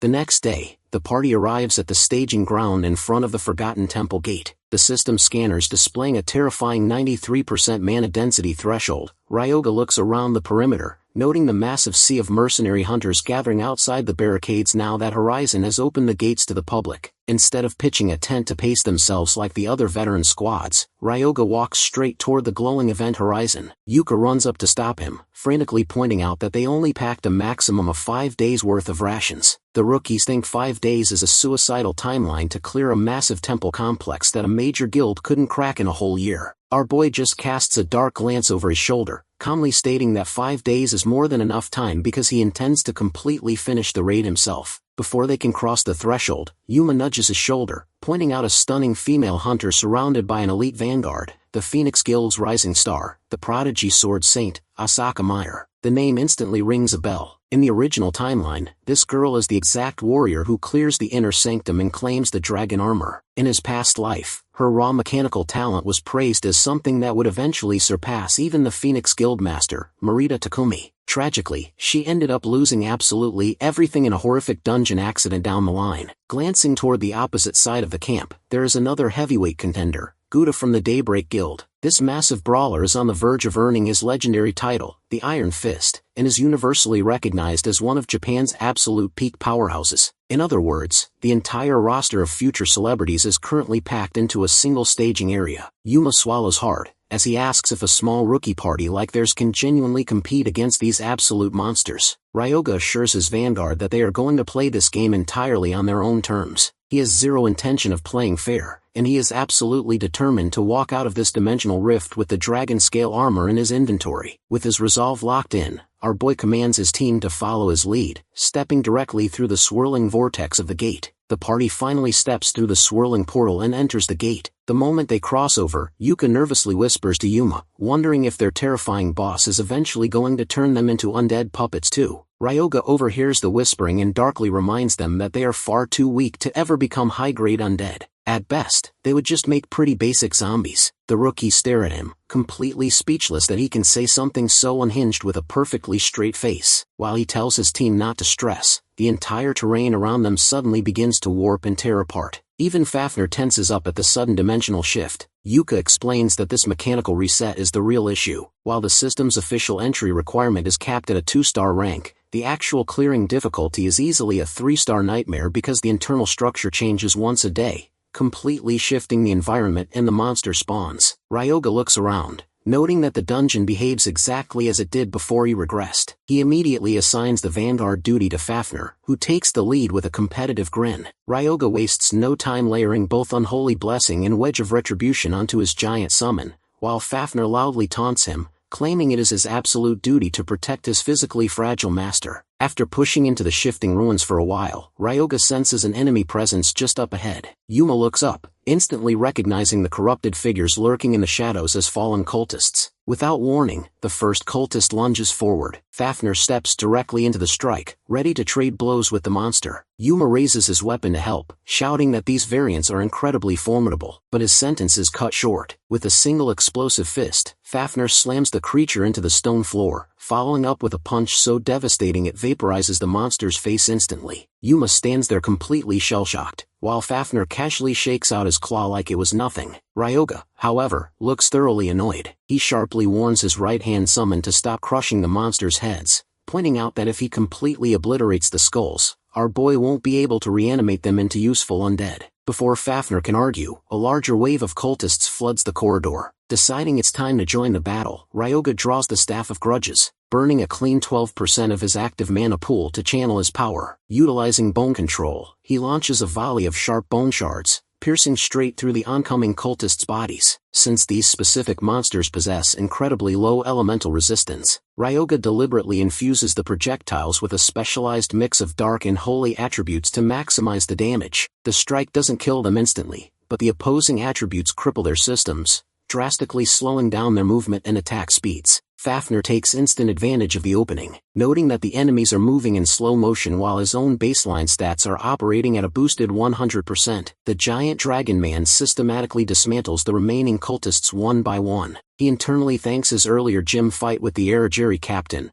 realizing that brutal duel was exactly what he needed to fully adapt to his massive new draconic frame. Once the hallway falls silent, Ryoga nonchalantly comments that he simply forgot to use life drain on the corpses during the chaos. Fafnir scoffs, reminding his master that he wouldn't even have the luxury of using his skills if his vanguard wasn't doing all the heavy lifting, so he is owed a proper thank you. Ryoga just gets irritated, inwardly grumbling that the Kashiwagi from his past life was a much politer version than this sassy dragon. Regardless of the banter, the massive influx of dungeon experience pushes Ryoga's character level straight up to 20. The milestone triggers a system alert, unlocking 2 high-tier selections from his library of forbidden knowledge. The first is Dark Wise, a C-grade specialized necromancer passive that exponentially scales his core spiritual power. The second is Dark Rain, a highly efficient utility skill that slashes the continuous spiritual power consumption required to maintain his active undead horde by a massive 20%. These are the absolute perfect tools he needs to speedrun and cheese this entire fluid gate within his self-imposed 5-day deadline. Without wasting a second, he casts his reanimation spells on the fresh cultist corpses, transforming them into a squad of armored zombies. Because the base materials are incredibly fresh, the completion rate is remarkably high, granting the new minions a flat 100% stat increase across the board. Yuma watches the skeletons pull themselves up, curiously asking if cultists, who naturally possess much higher baseline attributes than standard orcs, will make noticeably stronger zombies. Ryoga explains the mechanics, noting that while the quality of the raw physical material is undeniably important, the complexity of the engraving spell matters even more. In other words, at this baseline stage, there isn't a massive difference in output. He then tells the squad they need to aggressively pick up their exploration pace because the temple complex runs incredibly deep. The party pushes deeper into the temple, colliding with endless waves of fallen cultists along the way. Everyone, including Fafnir, throws their full weight into the combat, but the waves of monsters feel completely endless. Suddenly, the stone walls begin to grind and shift again, signaling another structural reset. Yuma panics, yelling that they need to turn around and find an exit before the rooms completely lock them in. But Ryoga commands them to stop. Standing firm in the shifting hallway, he recalls a famous post-gate interview he watched Asakamer give in his past life, where the legendary Sword Saint openly shared the exact secret method required to clear this specific layout. She had explained that while a normal dungeon simply requires you to march to the end and kill the boss, the Forgotten Temple forces you to solve a specific puzzle just to reach the inner sanctum. There are 3 distinct types of monsters roaming the temple. Every time a squad defeats a trio, the monsters drop a unique dimensional token. If a hunter collects exactly 49 of these tokens and places them into a specific altar pillar, the system will automatically open a direct gateway straight to the boss monster's chamber. Ryoga looks down the darkening corridor, spotting a familiar glowing eye pattern etched into the stone walls. He locks his grip on his spear as he guesses that the next piece of the puzzle is about to arrive. Our boy predicts the layout perfectly. As the terrain shifts around them, the next target monsters materialize. A horde of giant floating eyeball known as Demon Eye. The massive eye instantly charges a bright red laser, firing it straight at the party. Fortunately, Ryoga has already figured out its exact attack pattern. He casually raises his hand, deploying a heavy bone shield to block the laser effortlessly. It is an incredibly durable barrier, especially since the structural stabilization extract Renya coated onto the bones allows the shield to hold its shape perfectly against the heat. To his shock, before the lasers can fire, a massive shadow leaps forward to cover his blind spot. Fafnir stands firm, telling his master to stay hidden behind his back while he takes care of the defense. Fafnir braces for the impact, but he is completely stunned when the concentrated lasers fail to leave even a single scratch on his body. Ryoga smirks, reminding the Dragon Man exactly how much high-grade effort and advanced curse formulas he poured into constructing this vessel. A mere 2-star projectile doesn't stand a chance of melting those draconic scales. Realizing he has absolutely nothing to fear, Fafnir roars, rushing head-on into the floating horde and crushing a demon eye to pieces with his bear claw. With the monster dead, Fafnir asks his master if he plans to reanimate it. Ryoga declines, pointing out that crushing the eyeball completely ruins the monster's main weapon, making it useless as an undead asset. Besides, he needs the eyeball perfectly intact to use as a token to open the boss room. As it turns out, the required tokens aren't physical items dropped by the monsters. The monsters themselves are the tokens. To solve the puzzle, they have to physically match the intact corpses of specific creatures with the ancient patterns engraved onto the central pillar. They first secure the intact eyeball corpse for the eye engraving. Next on the pillar is a small, hollow face pattern. Right on cue, the corresponding monster emerges from the shadows. A masked mimic, also known as the Curse of Decay. A dense, suffocating dark aura oozes from the floating mask, enveloping Fafnir and instantly triggering a system penalty that drains his active attributes. Ryoga reaches for his staff, wondering if he should counter it with an inverted unholy blessing, but Fafnir stops him. The Phantom Hero points out that these localized dungeon curses share the exact same elemental attribute as raw spiritual energy. He adds that suppressing the curse using his own innate spiritual power, which is inherently darker and more concentrated than the decay itself. Fafnir takes the initiative, channeling his own dark aura to shatter the Curse of Decay entirely on his own. Ryoga watches the breakdown, highly impressed by his summon's tactical genius. Because the spiritual power of a high-tier undead sits at the absolute pinnacle of the dark magic hierarchy, it naturally absorbs lesser curses like a sponge. The masked mimic panics, launching a desperate physical charge. Ryoga decides to take the reins this time, eager to test a mechanical interaction of his own. He immediately casts Unholy Blessing on Fafnir, but instead of using it as a standard buff, He uses his summon's dark frame as a physical medium to bridge the gap between the incoming curse and his own pool. The moment the masked mimic tries to drain Fafnir's energy, Ryoga reverses the flow of power. The holy attributes woven into his priest class seamlessly flood through Fafnir and drive straight into the mask. The curse begins to convulse violently, and Ryoga coldly reminds it that as a priest, his holy energy is inherently lethal against corrupt entities. With the experiment successfully completed and the curse thoroughly weakened, our boy snaps his fingers, launching a volley of bone daggers to finish it off cleanly. He steps over and picks up the pristine mask. Cronus floats closer, making a sarcastic quip about our boy's absolutely horrible taste in souvenirs. Ryoga ignores the Titan,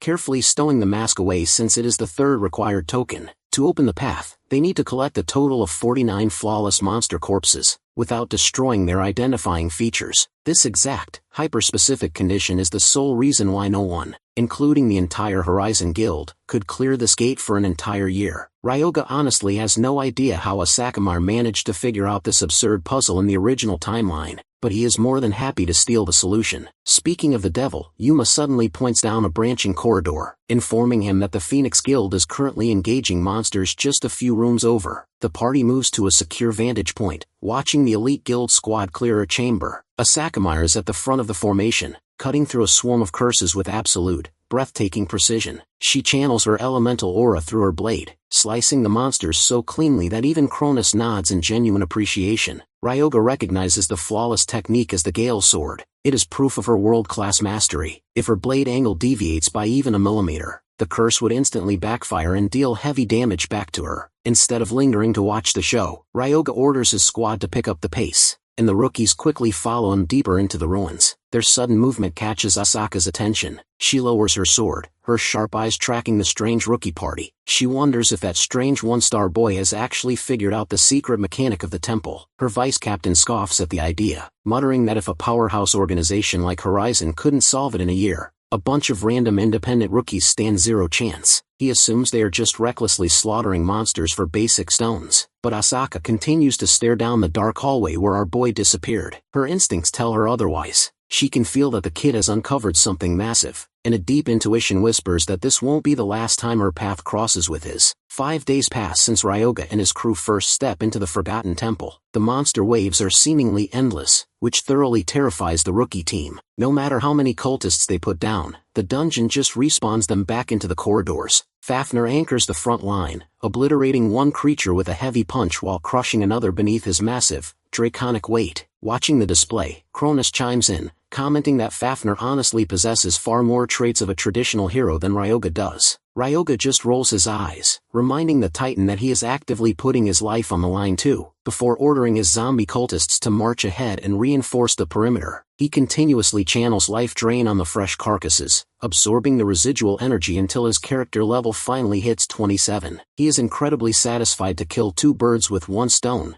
gaining raw power while securing the drop materials. Looking at our boy's creepy, villainous smirk, Cronus sighs, begging him to at least laugh with some dignity, wanting his chosen champion to show a little class. Ryoga offers a fake apology for his lack of elegance, far too busy collecting the required tokens to care. With that final push, he officially collects 48 of the intact monster vessels. He knows the Phoenix and Daybreak guilds are still gridlocked outside, so he decides to seize the window and clear the gate before they realize what's happening. He turns to the rookies and orders them to head back outside to liquidate their gathered magic stones. He uses the excuse that he is staying behind solo, just to farm a few more levels. Buying the excuse completely, Yuma and his teammates pack up their gear and exit the portal. Now it is just Ryoga, Fafnir, and his 5 remaining armored zombies deep in the ruins. Fafnir looks around, noticing the stone walls are beginning to crack and grind violently, and suggests they head outside too. But Ryoga flatly denies it, calmly explaining that they are going to clear the entire gate right now. When Fafnir asks how, Ryoga breaks down the strict mechanical conditions of the temple puzzle. The Dragon Man finally understands why his master has been obsessively collecting pristine monster corpses like trophies. Ryoga adds that they have to physically place the tokens into the central pillar themselves, since the mindless zombies don't have the brainpower required for a complex puzzle. Suddenly, Ryoga's eyes widen as a spike of pure danger hits his senses. A localized dimensional shift violently tears through the corridor, instantly vaporizing one of his armored zombies as the dungeon terrain begins to rapidly compress and transfer. Ryoga barks that they need to move now, dashing through the collapsing maze to find the final pillar face. The structural reset accelerates with terrifying speed, making even our boy tense up as the walls close in. Fafnir yells over the grinding stone, telling Ryoga to throw the tokens to him. Catching the bag, Fafnir uses his massive reach to rapidly slot the tokens into the pillar's engravings. For a horrifying second, absolutely nothing happens. Ryoga grits his teeth in frustration. If the mechanism fails to register, the collapsing dimensional space will crush them to death inside the wall. Just as an invincible system wipe attack is about to trigger, the tokens suddenly flare to life. A hidden trapdoor grinds open, revealing a steep staircase leading into the absolute depths of the underground. They dive inside just as the corridor above collapses into solid rock. They push through the dark, subterranean tunnel until they arrive before a massive, sealed vault door. Before crossing the threshold, Ryoga turns to Fafnir, darkly warning him that the real fight starts the second they step into that room. Fafnir cracks his knuckles, more than ready to take down whatever boss the dungeon throws at them. Etched into the stone door is the official title of the Inner Sanctum's ruler, the Masked Man, Death Guardian. An incredibly heavy, ominous aura bleeds through the cracks of the door, causing Fafnir to narrow his eyes. Ryoga throws the vault doors open, and a horrific, suffocating sight greets them. The Death Guardian hovers in the center of the cavernous room, immediately unleashing a torrential wave of pure curse energy to welcome the intruders. Fafnir blurs forward, intercepting the curse attack head-on to shield his master. He channels his own dark aura, the physical embodiment of his high-tier spiritual power, and cleanly disperses the incoming decay before it can touch Ryoga, roaring that the monster isn't getting past him. But as Ryoga stares directly at the boss, the giant central eye etched onto the Death Guardian's torso suddenly flashes. A specialized mental curse locks onto our boy's consciousness. Ryoga's vision violently shakes as thousands of dark, horrific creatures manifest out of the shadows, clawing at his mind. Fafnir notices his master freeze up, standing completely still like a statue. He calls out, asking what's wrong, but Ryoga doesn't answer, trapped inside the illusion. The floating masks surrounding the Death Guardian twist into evil, mocking smiles, sensing an instant victory. The boss's central eye begins charging a secondary, lethal magic projectile to finish the boy off. But right before the laser fires, Ryoga blinks, his eyes clearing instantly. His passive, clear mind skill triggers, cleanly shattering the mental illusion and granting him absolute resistance against the psychological assault. With the playing field heavily tilted in their favor, the phantom hero steps into his turn to fight. The boss's central eye flashes once more, firing another concentrated beam of pure curse energy directly at the vanguard. Fafnir doesn't even bother to block. Channeling his dense dark aura into his legs to trigger a massive physical enhancement, he blurs forward, outrunning the trajectory of the laser before it can even cross the room. The Death Guardian screeches, its eyeballs spinning wildly as it tries to track the intruder. But Fafnir is already moving at terminal speed, re-emerging directly behind the monster's blind spot. Coating his knuckles in a dense layer of dark aura, he executes an Iron Fist enhancement and drives a brutal, heavy punch straight into the boss's leg. The cavernous room shakes from the impact, sending the massive entity stumbling. However, as Fafnir pulls his claw back, strange, iridescent bubbles begin rapidly festering across the exact area he just impacted. Within seconds, identical bubbles begin bubbling up across his own knuckles. A sharp system warning flashes across Fafnir's interface, alerting him that his physical structure is actively collapsing due to the Death Guardian's passive synergy skills, ectoplasm and dirty skin. Ryoga has already anticipated this exact defensive counter mechanism. Without losing his cool, he instantly casts a refreshing wave of unholy blessing onto his vanguard, seamlessly neutralizing the corrosive degradation before it can eat through the draconic scales. The boss attempts a desperate, close-range sweep, but Fafnir refuses to budge. Standing his ground, he unleashes his devastating 10-hit combo directly onto the exact same spot he just fractured. His fists hammer into the flesh over and over again with systematic precision,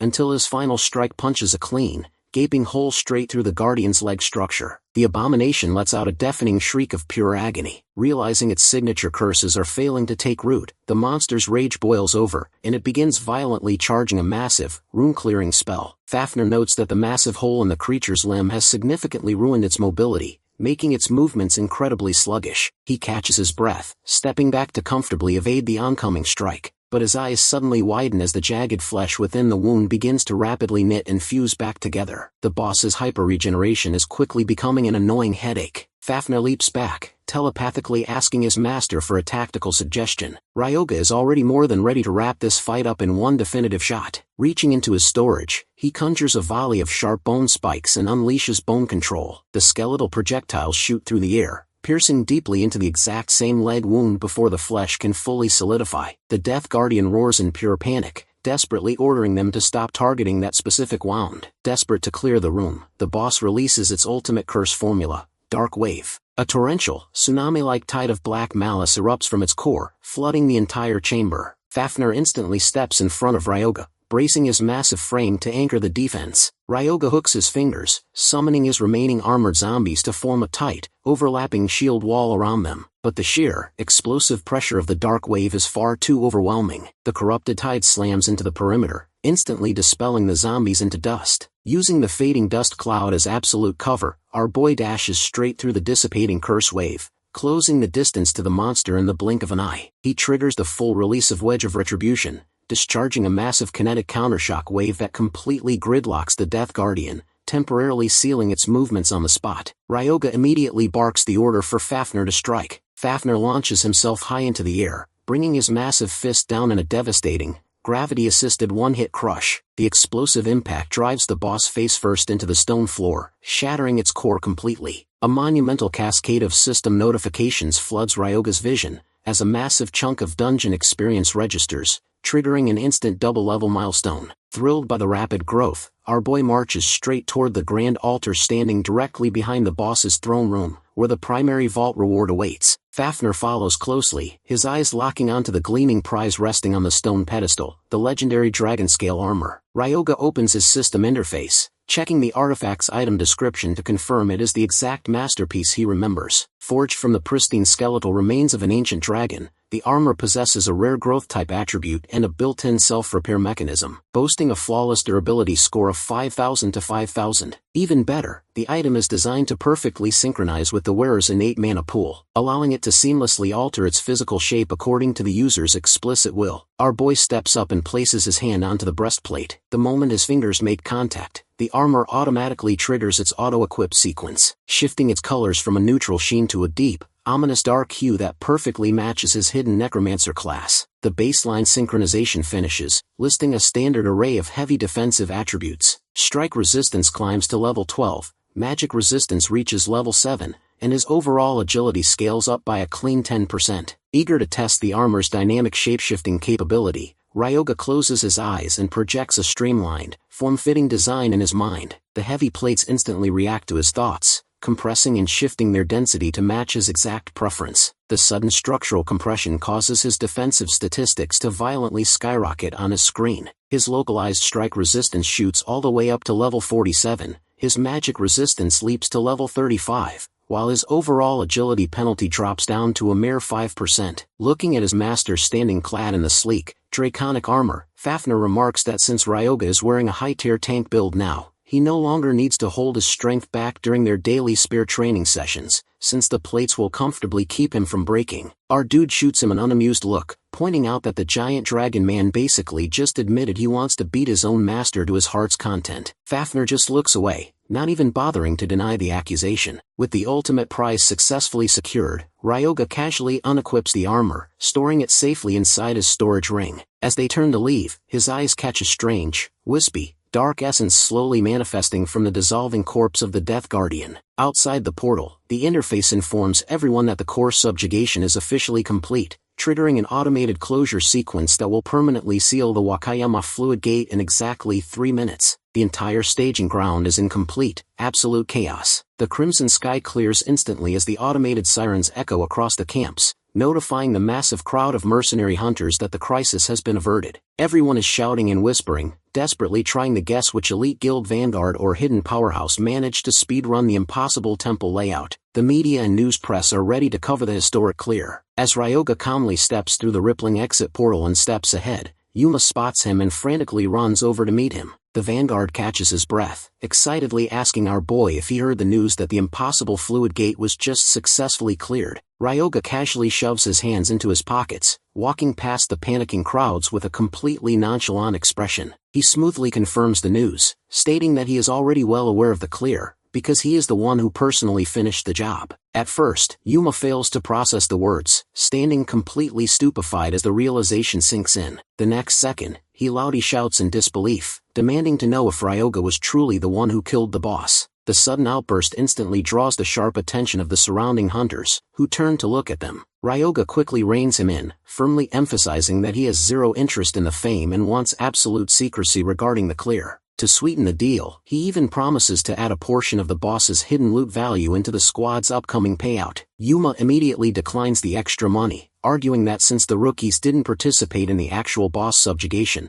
they have no right to touch the profit. Ryoga notes that his team isn't even curious about what the Death Guardian actually dropped. In reality, the boss yielded the Shadow Mask, an item heavily engraved with multiple status curses, and a specialized skill book titled Thrill of the Hunt. The book grants a tracking mechanism that designates a target as prey, allowing the user to trace their exact movements for up to a 10 kilometers radius. Since these dark artifacts are far too specific to share, Ryoga keeps them for himself, though he genuinely respects his vanguard's integrity when Yuma refuses the pity money. A rare smile touches our boy's face as he signals that it is finally time to head home. Meanwhile, back at the camp, the aces of the Daybreak and Phoenix guilds are locked in a heated argument, each fiercely accusing the other of stealthily clearing the gate to steal the glory. Asaka argues that if the powerhouse veterans of Daybreak weren't the ones responsible, she wonders who could possibly possess that kind of firepower. For a brief, fleeting moment, her thoughts spiral back to the strange one-star boy she saw earlier, but she quickly shakes her head and rejects the idea,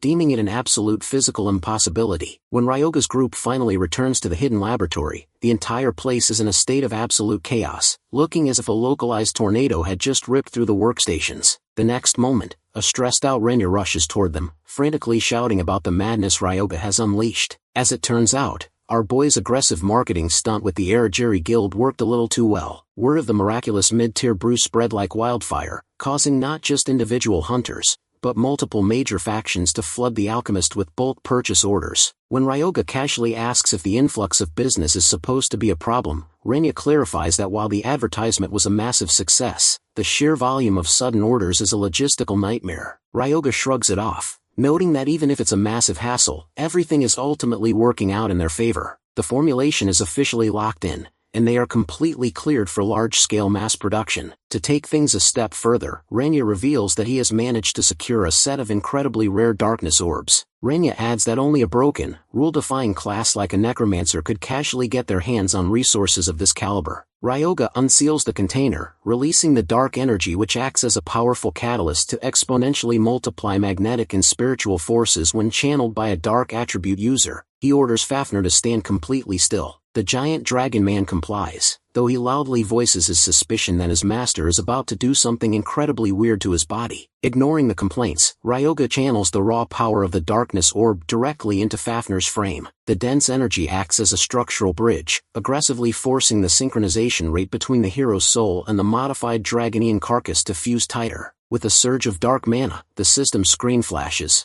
confirming that the Eldritch Dragon vessel's overall completion rate has successfully crawled up to 7%. Fafnir tests his renewed muscles, asking why the body still registers as technically incomplete despite the massive upgrade. Ryoga just gives a dark, cryptic warning that if the core orb ever breaks, his soul will permanently dissolve along with it. To abruptly end the ominous conversation, Ryoga suddenly flicks an orb straight at Fafnir's face. The giant lizard man's hand blurs through the air, catching the item with flawless, effortless precision. Ryoga smirks at the sheer speed of the reaction, noting that the increased synchronization is already paying massive dividends. Fafnir turns absolutely furious the moment he realizes the random object thrown at his face is the exact darkness orb keeping him anchored to the living world. Realizing a single drop could have permanently ended his existence, the giant dragon man carefully cradles the glowing sphere against his chest, hyperfixated on protecting it from even a single scratch. Ryoga smoothly defends himself, explaining that he simply wanted to test the artifact's structural integrity after feeding it his mana, pointing out that he would have no way of knowing if the orb was defective otherwise. Disgusted by the twisted logic, Fafnir calls him a literal devil, a harsh sentiment that Renya aggressively agrees. Deciding it is time to get back to business, Ryoga gathers the rookie team and instructs them to focus on extracting the valuable magic stones from their recent dungeon haul. At the same time, he reaches into his storage and drops the massive carcass of the Death Guardian onto the laboratory floor. He gives the rookies strict orders to use their standard extraction methods, but warns them not to leave a single scratch on the frame, as he needs the body completely pristine for his next project. Yuma watches the massive boss monster settle on the floor, curiously asking if our boy intends to reanimate it into a high-tier undead. Ryoga corrects him, explaining that his current rank isn't high enough to directly enslave a boss of this caliber as a standard zombie, so he intends to forge it into a living golem instead. The ambitious plan completely shocks the Vanguard leader. Ryoga adds that for a complex project like this, he is obviously going to need an expert alchemist. To gather the specialized black market ingredients required for the golem's core, Ryoga needs to visit a notorious Ground Zero. The destination is a ruined territory, formerly known as the Saitama Outlet, which transformed into a lawless, gray zone district right after the Great Cataclysm. In this chaotic bazaar, government regulations don't exist, meaning anyone can buy absolutely anything as long as they have the cash to back it up. Their specific target inside the zone is a vintage bar managed by a notorious broker known as Madame Shuri. Ryoga knows that while she pretends to be a simple bar owner to the public, while he isn't entirely sure how powerful her network is in this specific point of the timeline, he is confident she can source the exact catalyst materials he needs. The moment Ryoga and Fafnir step through the bar's entrance, the chaotic interior makes it obvious that a violent brawl broke out just a short while ago. Ryoga approaches one of the lingering thugs, casually demanding to know the current whereabouts of the madam. The man scoffs, flatly refusing to give up any information while aggressively demanding to know who a random kid thinks he is to ask such questions. Realizing the lowlife isn't going to cooperate through a simple, civilized conversation, Ryoga resorts to his usual, forceful methods of persuasion. After a very brief, painful lesson, the thug eagerly sings, confessing that Madame Shuri fled the establishment roughly 30 minutes ago because a faction is actively hunting her down. Fafnir frowns, noting that with a 30-minute head start, tracking a professional broker through a crowded lawless zone is going to be an absolute nightmare. Our dude reveals that he already possesses the perfect counter item for this exact scenario. He pulls out the freshly acquired shadow mask, slipping the dark artifact over his face to activate its built-in tracker skill, Soul Chase. The moment the magic triggers, a glowing, ethereal trail of Madame Shuri's unique soul essence manifests in his vision,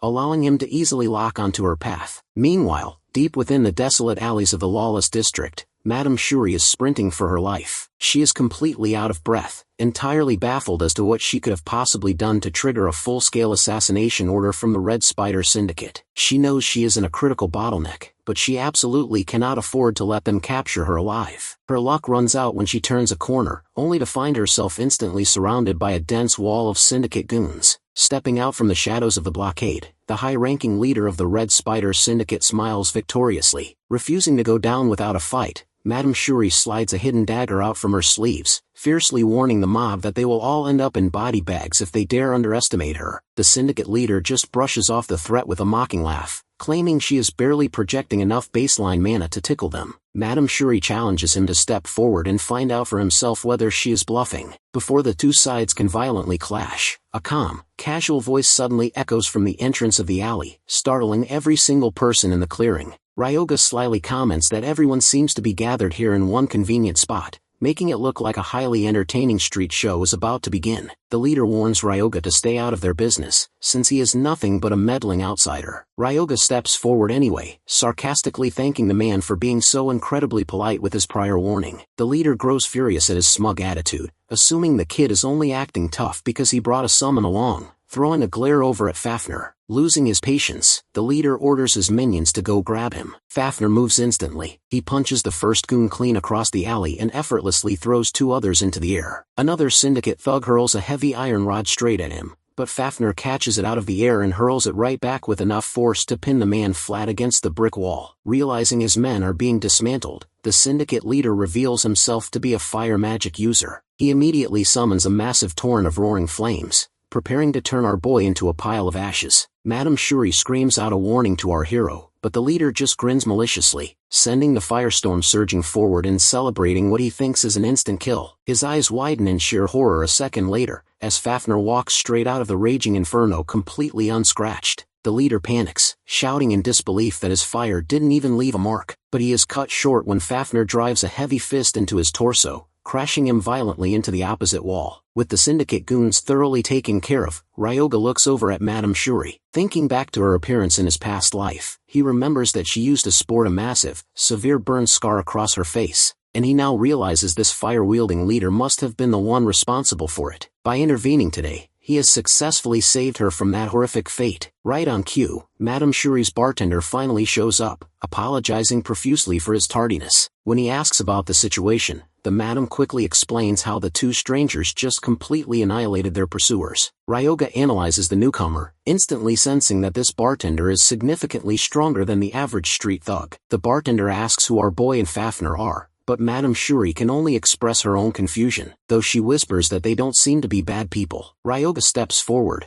making up a story about how they simply came to her bar looking for a drink, only to witness the chaos and follow the trail out of pure curiosity. He tells the madam to stay still, channeling the residual energy he saved from his previous life drain hunts. He pours the healing mana directly into her system. She watches in absolute amazement as her HP bar rapidly fills back to full on her interface, causing her to ask if he is actually a priest. Ryoga offers a completely ambiguous answer, while inside his mind, Cronus boasts loudly about how his divine spells are carrying the team. A short while later, the group returns to the vintage bar, and Madame Shuri moves behind the counter to pour a drink as a thank you. Ryoga casually requests a glass of milk on the rocks. The madam blinks in confusion at the order, dryly telling him that she will just bring him a coffee instead since he clearly doesn't want alcohol. Setting the cup down, she gets straight to the point and asks what he is truly after. Ryoga explains that he wants a VIP ticket to the upcoming underground auction. Instead of handing over a standard ticket, she slides a premium business card. She explains that this card serves as an absolute insurance token within the underground circuit. With her name backing him up, absolutely no one will dare mess with him, save for the Red Spider Gang. Curious, she asks what specific materials he intends to bid on. Ryoga explains that he is looking to purchase a high-grade mana engine, specifically one rated at 3 stars or higher. Madame Shuri frowns, letting him know that he likely won't find an item that rare at the auction. Ryoga sighs in disappointment. If the auction falls through, his only alternative is to manually speedrun and clear a high-level gate that features a mana engine as a guaranteed boss drop. Seeing his frustration, the madam interrupts and suggests that he take an exclusive request from her instead. She immediately requests that he clear a nearby medium-tier gate, which carries a strict entry restriction of 1 to 3 stars. Ryoga smirks, realizing she is a truly terrifying woman. She is deliberately using him to completely crush the Red Spider Syndicate who just targeted her life. She promises that if he clears the gate, she will personally reward him with a highly coveted MIS4 mana engine that she already has stashed away in her private vault. It is blindingly obvious that this entire request is just a brilliant revenge plot disguised as a business deal. The catch is that this specific gate sits directly inside Ground Zero, which serves as the primary yard for the Red Spider Syndicate. Attacking the site means Ryoga will become their #1 target. Madame Shuri slyly points out that he can simply wipe out the entire Syndicate branch while he's inside, calling it a perfect win-win situation for both of them.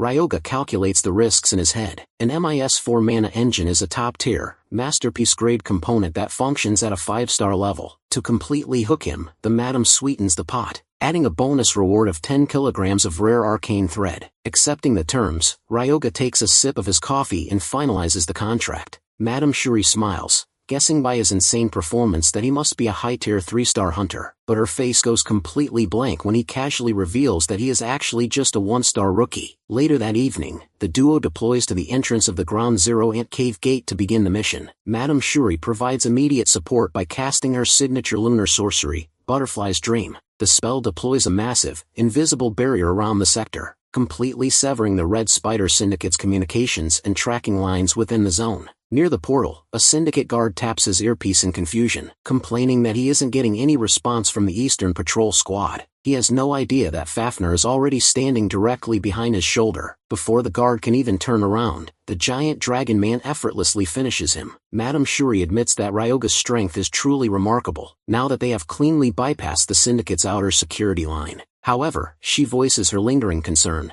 asking if he can genuinely clear a high-risk medium gate all by himself. Exuding absolute confidence, Ryoga assures her that she shouldn't worry, promising he will be back outside in just a little while. The duo steps through the rippling vortex and enters the ant cave gate. Ryoga immediately calls upon his skeleton guards, ordering them to lock down the perimeter and secure their backs. His plan is ruthlessly simple. They are going to hunt down everything moving inside these tunnels, whether it is a dungeon monster or a Red Spider Syndicate hunter. As they press deeper into the cavern, a high-danger creature materializes from which is a red slime. Its system profile highlights a lethal trait, corrosive mucus. Fafnir casually comments that the squishy monster looks almost cute. Ryoga sharply warns his right-hand summon to stay alert. explaining that the creature's slime can effortlessly melt right through iron. The warning makes Fafnir pause, prompting him to ask how they are supposed to kill a liquid entity. Ryoga explains that when a slime lunges to hunt, its body stretches thin, exposing its glowing internal core. To kill it, Fafnir just needs to shatter that specific core. Right on cue, the red slime launches itself forward. Fafnir easily spots the glowing nucleus shifting through the translucent red jelly and drives a brutal, heavy punch straight through the center. The core shatters instantly, blasting the slime into a spray of harmless liquid droplets. Fafnir smirks, thoroughly satisfied with the clean kill, and mockingly points out that since the body is completely liquefied, Ryoga can't reanimate it into a zombie, meaning the Necromancer gets zero credit for this victory. Our boy just scoffs at the Dragon Man's arrogance, reminding him that a physical body is entirely optional when the creature's soul is still intact. Ryoga reaches out, channeling his dark mana to pull the lingering essence straight from the floor into his palm. With a soft chime from the system, the soul transforms into a floating ghost. Ryoga explains that this specific undead variant can simultaneously apply debuffs and direct damage to enemies. Then, Ryoga decides to give him a live demonstration. He commands the new minion to charge. The ghost flies straight toward a cluster of nearby red slimes, enveloping them in a chilling,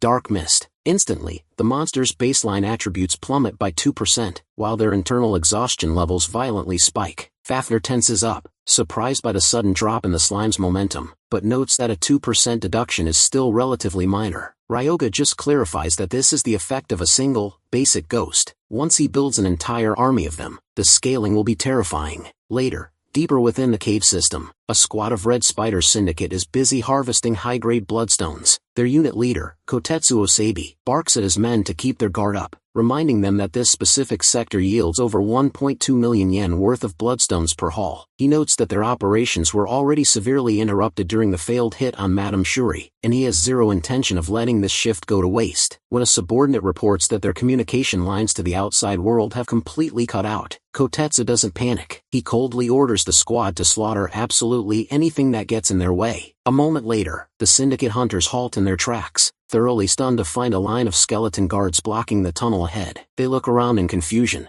knowing skeletons don't belong to the native spawn list of an ant cave. Their confusion turns to pure panic as a swarm of wailing ghosts suddenly materializes from the shadows, circling above their heads. Refusing to back down, Kotetsu orders his vanguard to burn the skeletons to ashes. For fire magic users step forward, launching a coordinated barrage of roaring fireballs at the front line, but the lead skeleton guard simply steps into the heat, raising its shield to absorb the entire elemental explosion without budging an inch. Before the Syndicate members can process the high defense, Fafnir leaps out from behind the shield wall, joining the vanguard with a terrifying roar. Kotetsu mistakes the massive summon for a basic lizard monster, and quickly fires a compressed fireball directly at his chest. But before the spell can connect, Ryoga thrusts his hand forward, conjuring a massive bone spear that pierces straight through the fireball, extinguishing the flames instantly. Kotetsu stumbles back, his face turning pale as he watches a rookie priest casually manipulate high-tier skeletal constructs to negate his magic. Seizing the absolute chaos, Fafnir initiates close-quarters combat. He coats his claws in a dense layer of dark aura, and charges straight into the Syndicate formation. Moving like a hurricane, he systematically hammers the Red Spider members one by one,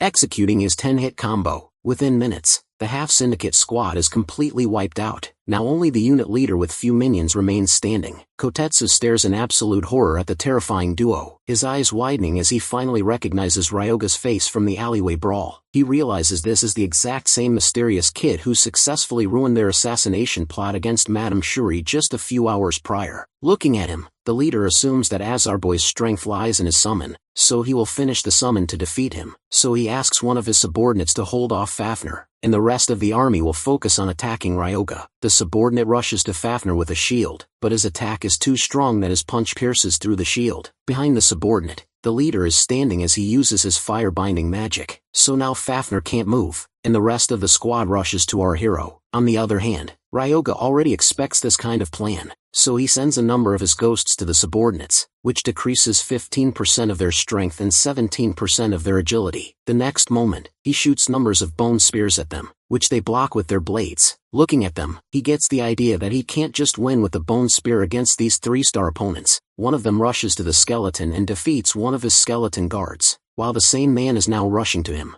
Ryoga generates a skeletal spear by his bone control and bone spear skills. Then he summons the skeletal spear and uses the Verdian-style basic spearmanship, He attacks his opponent. To see his man defeated, the leader grits his teeth, raising his spear. Ryoga challenges him to come to him so he can see the result of his training. Kotetsu refuses to believe his eyes, completely stunned that a mage-class hunter can confidently overpower a seasoned martial artist in absolute close-quarters combat. Desperate to reclaim the narrative, another syndicate member blurs forward, unleashing a heavy pummel strike directly at our boy's chest. Ryoga reads the trajectory perfectly, bringing his skeletal shaft up to block the heavy impact before stepping back to create a comfortable pocket of space. When Ryoga openly taunts him, casually stating that he can eliminate him without breaking a sweat, the syndicate member completely loses his cool. Infuriated by the blatant disrespect, he charges right back into the fray. Activating bone control, our boy conjures several jagged bone spears, sending them whistling toward the leader from multiple different angles. While his enemy frantically swings his weapon to deflect the incoming projectiles, he spots what appears to be an opening in our boy's frontline defense. Seizing the apparent blunder, he channels every ounce of his remaining strength into a devastating heavy smash attack. Ryoga raises his bone spear to block the incoming overhead strike, but the force of the smash shatters the skeletal weapon. However, Ryoga instantly activates his newly acquired dragon scale armor, forcing the artifact to rapidly compress and shapeshift into a specialized, heavy-density configuration, which blocks the attack. It was a deliberate trap, having lured the syndicate member into committing his entire weight forward on purpose. Ryoga uses the jagged, broken tip of his bone spear to drive a vicious counterstab straight through his enemy's exposed flank. Then Ryoga commands Fafnir to finish things up immediately. Fafnir wastes no time.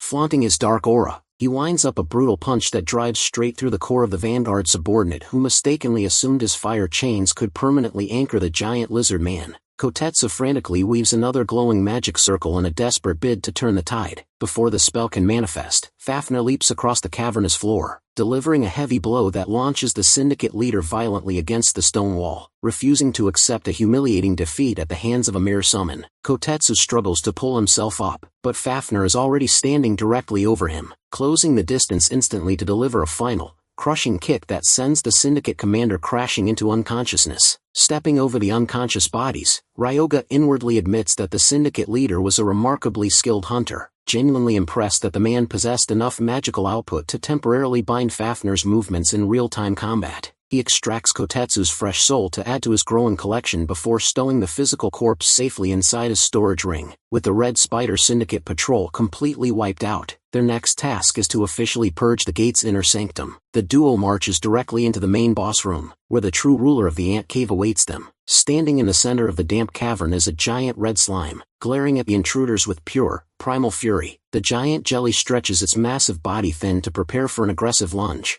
inadvertently exposing 3 glowing internal cores embedded within its gelatinous frame. A short while later, outside the portal barricades, Madame Shuri and her bartender stand. Ryoga casually walk out of the swirling vortex, proving he successfully speedran and cleared the entire medium-tier gate entirely by himself. Our boy Holly remarks that the notorious Red Spider Syndicate turned out to be far weaker than he initially expected. Thinking back to how Fafnir effortlessly one-shot the multi-core boss monster the second the core layout was exposed, Ryoga intends to keep the primary boss drops for his private inventory, a condition Madame Shuri quickly approves without hesitation. The conversation shifts to handling the remaining syndicate factions operating in the area. The Madam explains that now that their main regional patrol's communication lines are permanently dead, the surviving members of the Red Spider organization will undoubtedly be on the move to investigate the silence. Realizing the zone is about to swarm with hostiles, they decide to coordinate a swift escape from Ground Zero. Fafnir quietly trusts that a madam has already figured out a flawless, secure extraction route. Once they successfully slip past the perimeter, Madame Shuri brings the duo back to her private facility to present Ryoga's official contract reward. She activates a heavy generator and a brilliant, highly concentrated output of pure mana surges from the machine's core. It is a display of next-generation engineering. Turning to our boy, she gives him a blunt warning, letting him know that she won't be covering any technical defects or offering warranties if he discovers a malfunction later down the line. Ryoga doesn't like it, but she smoothly defends herself, explaining that both of them are technically sharing the developmental risk since the machine is an experimental prototype. Ryoga realizes she completely anticipated his macro plan to intentionally use a future malfunction as political leverage to make her owe him a favor. Seeing that she is one step ahead of him, he accepts the terms without any further complaints, and she agrees to have the massive unit discreetly delivered directly to his primary laboratory site. The moment Ryoga steps back inside his hidden facility, a thoroughly relieved Renya greets him.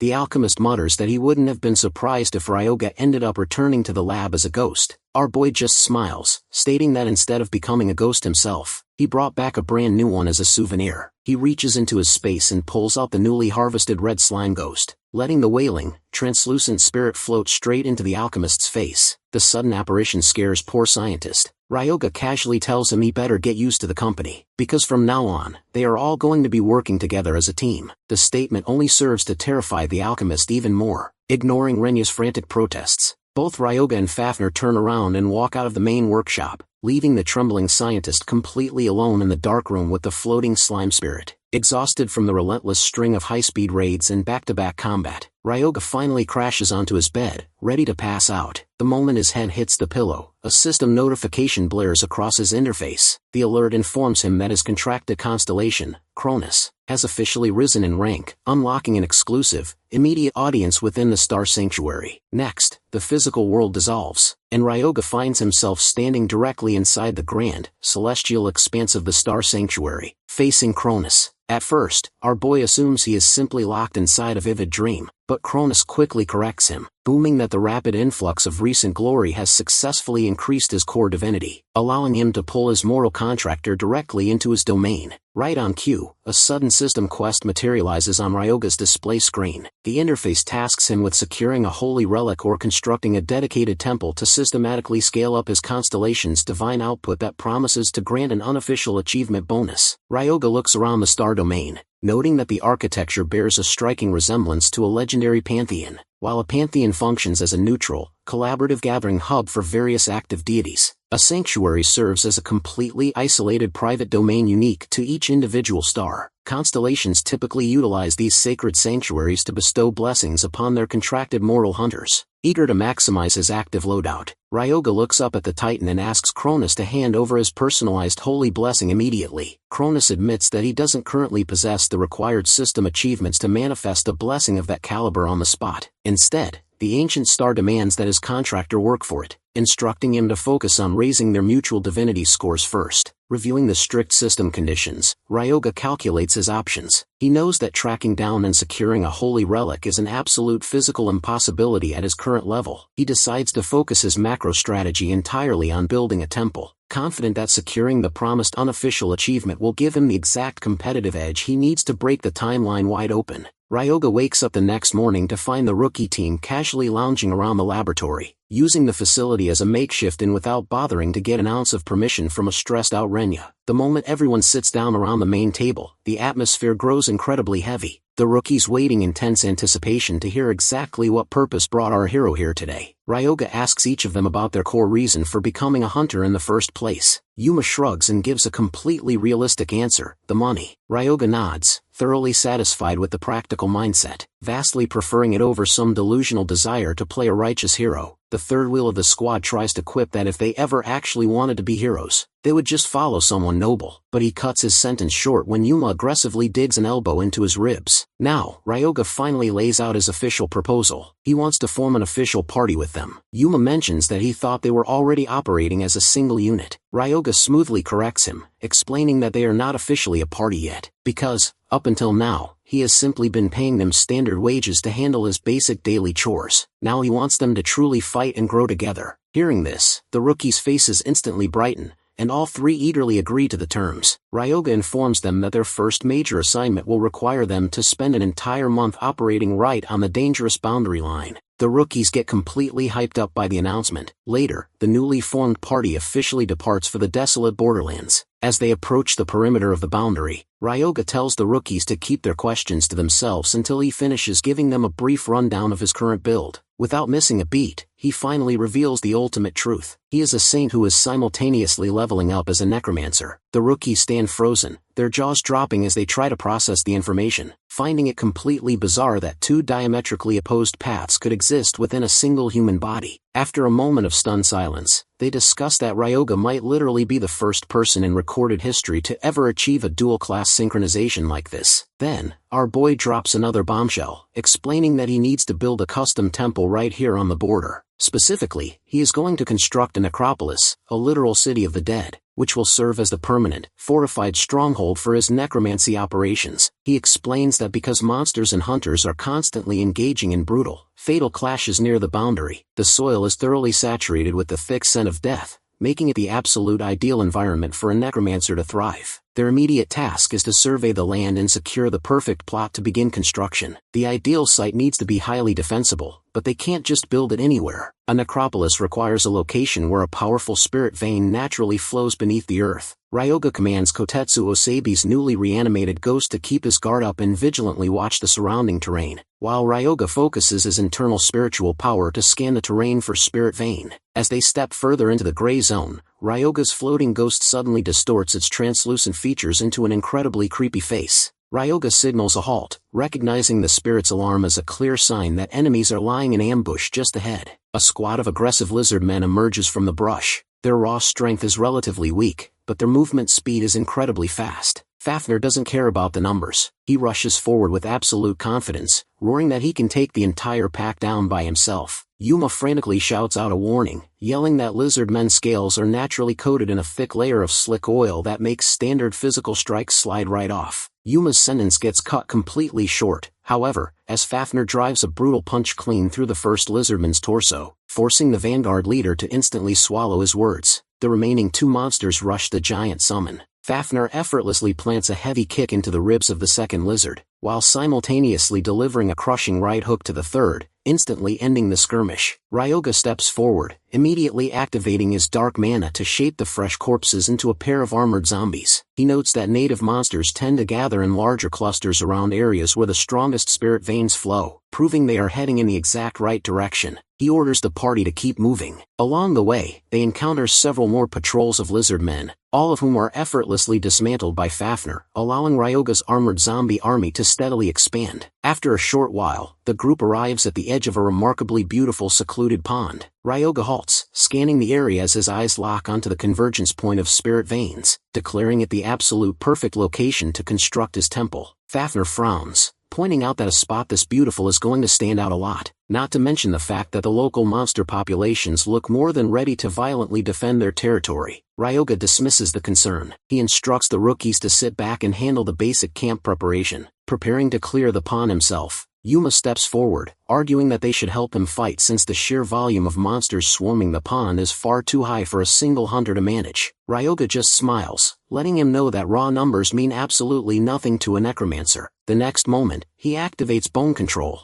conjuring a massive storm of sharp bone spears that rains down upon the swarming monsters. The creatures are systematically skewered by the high-tier skill, and Ryoga methodically wipes out every single hostile in the vicinity by the time twilight blankets the borderlands. With the battlefield cleared, Ryoga activates flesh writhing, seamlessly separating the meat from the structural skeletons of the fallen monsters. Utilizing the massive mountain of white bone and channeling his advanced bone control, he begins to physically assemble the grand foundations of his necropolis. His macro plan centers on building a massive, towering obelisk that will serve as the permanent core symbol of the entire territory. At that, Cronus reminds him that an obelisk is traditionally a holy monument built to worship Ra, the ancient divinity of the sun. Ryoga acknowledges the history, noting that because the sun represents the symbol of life, it holds the exact opposite concept of death, making it the ultimate twisted symbol for a city of the dead. He decides to fashion it entirely out of dark mana, naming it the Black Obelisk. Cronus sighs, having fully expected this kind of rebellious behavior from his contractor, calling it a glorious act that completely defies natural providence. Ryoga smoothly takes the comment as a compliment. Using the raw bone material, he successfully constructs the external framework of the temple. Now, it is time to forge the complex interior pathways. Suddenly, his system interface flashes a series of urgent warnings. The system warns him that his body is actively consuming a massive, highly dangerous amount of spiritual power to stabilize the structure. Ryoga ignores the alerts and keeps pushing forward, knowing there is only a tiny fraction of the core left to finish. By this point, the massive drain has already devoured more than half of his total spiritual energy reserves, but he refuses to break his concentration. Reaching down into the absolute center where the underground spirit vein flows the strongest, Ryoga forcibly draws the roaring current upward into the monument. With a final blinding surge of dark light, life is officially breathed into the structure, and the grand black obelisk stands fully completed. He has successfully achieved a milestone that completely defies common sense.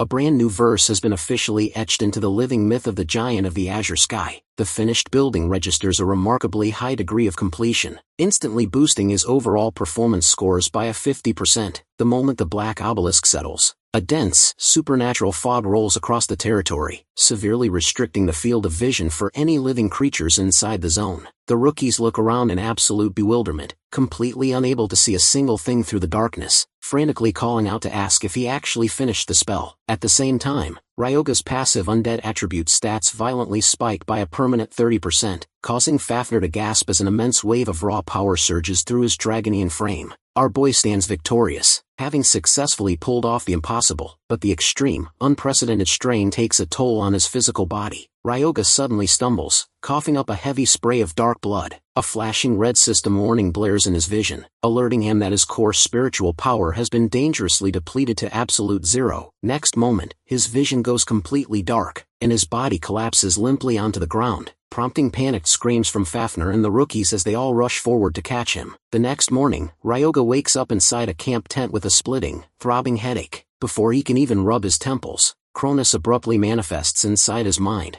shouting about how absolutely hilarious and magnificent it is that they have finally constructed a physical temple. Ryoga winces, flatly telling the deity to lower his voice because it is echoing violently against his skull. Ignoring the complaint, Cronus continues his enthusiastic rambling, deeply amused by the irony that Ryoga used an obelisk, traditionally a sacred monument celebrating the sun and life, to anchor a domain completely dedicated to the forces of death. By twisting natural laws like this, our boy has genuinely defied common logic. Stepping outside into the crisp morning air, Ryoga looks up at the towering monument. With the structure fully finalized, the spiritual connection between Cronus' ascending divinity and his own necromantic authority has officially taken physical shape. The rookies quickly spot him and rush over, their faces flooded with relief. Yuma immediately brings up the unnatural thick fog blanketing the area, explaining that it is completely blinding them and making it impossible to see even a few feet in front of their faces. Ryoga nods understandingly. With a snap of his fingers, he registers the rookie's companion profiles directly into interface. The moment the system synchronizes, the rookie's vision instantly clears. As officially registered members of his legion, they are now completely immune to the blinding properties of the fog of the dead. With the necropolis active, now his maximum undead command capacity has spiked to a whopping 100 slots, all of which can be safely housed directly inside the necropolis spatial boundary. Up until now, he had been forced to store high-tier summons like Fafnir inside his dimensional ring, but the temple now functions as a permanent,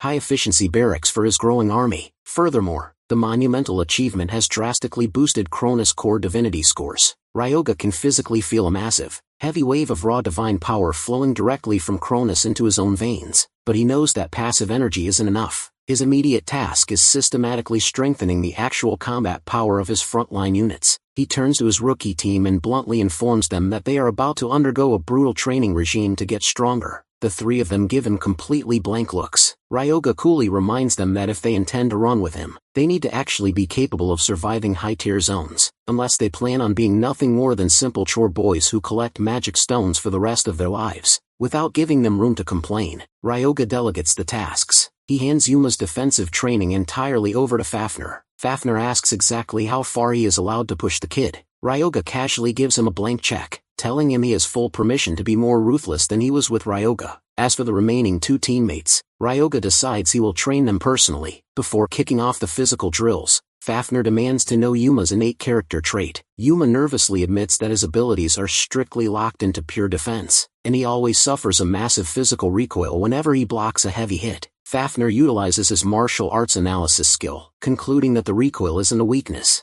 It is actually an unawakened repulsion attribute. Fafnir points out that Yuma has the rare latent capacity to infuse raw mana directly into his shield, allowing him to not only maximize his defensive threshold, but violently convert the kinetic impact force into an offensive counterstrike. Fafnir explains that repulsion is a cosmic force designed to violently push two objects away from each other. To demonstrate, he demands that Yuma hand over his shield. Fafnir grips the metal, effortlessly flooding the frame with his dense dark aura, and unleashes a forward thrust. A massive, explosive shockwave erupts from the face of the shield, completely shattering a tree into splinters. Fafnir tosses the shield back to the trembling vanguard, instructing him that he needs to learn how to consciously channel his magic into the shield for offense, rather than just passively taking a beating. Yuma takes a deep breath, Planting his feet firmly into the dirt, he hyper-concentrates, pouring every single ounce of his internal mana pool directly into the metal face before slamming it forward. A shockwave successfully shatters a massive tree in front of him. Fafnir nods approvingly, but immediately steps forward to deliver a stern lecture. He warns Yuma not to dump all of his magic into a single strike like a reckless amateur,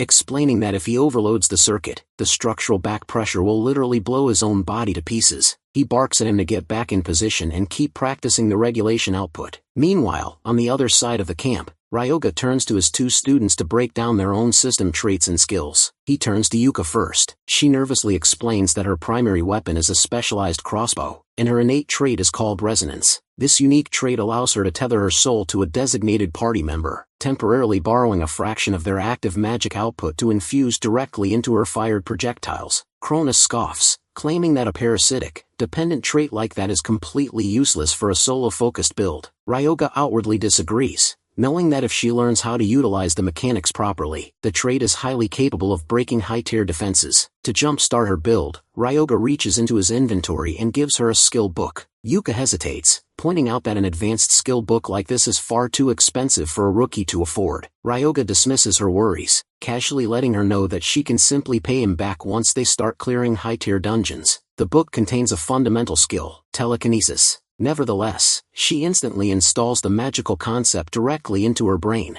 Ryoga lays out her next advanced task. She needs to activate resonance to link with a mana source, coat her crossbow bolt in that amplified energy, and then use her newly acquired telekinesis to actively steer and accelerate the projectile mid-flight. Yuka channels the tether and launches a bolt. As she manipulates the arrow using telekinesis, her eyes instantly widen. The projectile moves with a terrifying heavy velocity that feels completely different from a standard resonance. Ryoga explains that the extreme velocity spike occurs because she is successfully stacking two completely separate layers of magical acceleration on top of each other, first through the amplified multiplier of resonance, and second through the active driving force of telekinesis. Yuka is completely amazed by the sheer ingenuity of the combo, entirely unaware that Ryoga didn't discover this method on his own. He is simply teaching her the exact legendary signature combat style that her successful future self pioneered in his past life to utilize her lackluster trait. He instructs her to keep firing until her mana pool is completely exhausted. Finally, Ryoga turns his attention to Ibarra.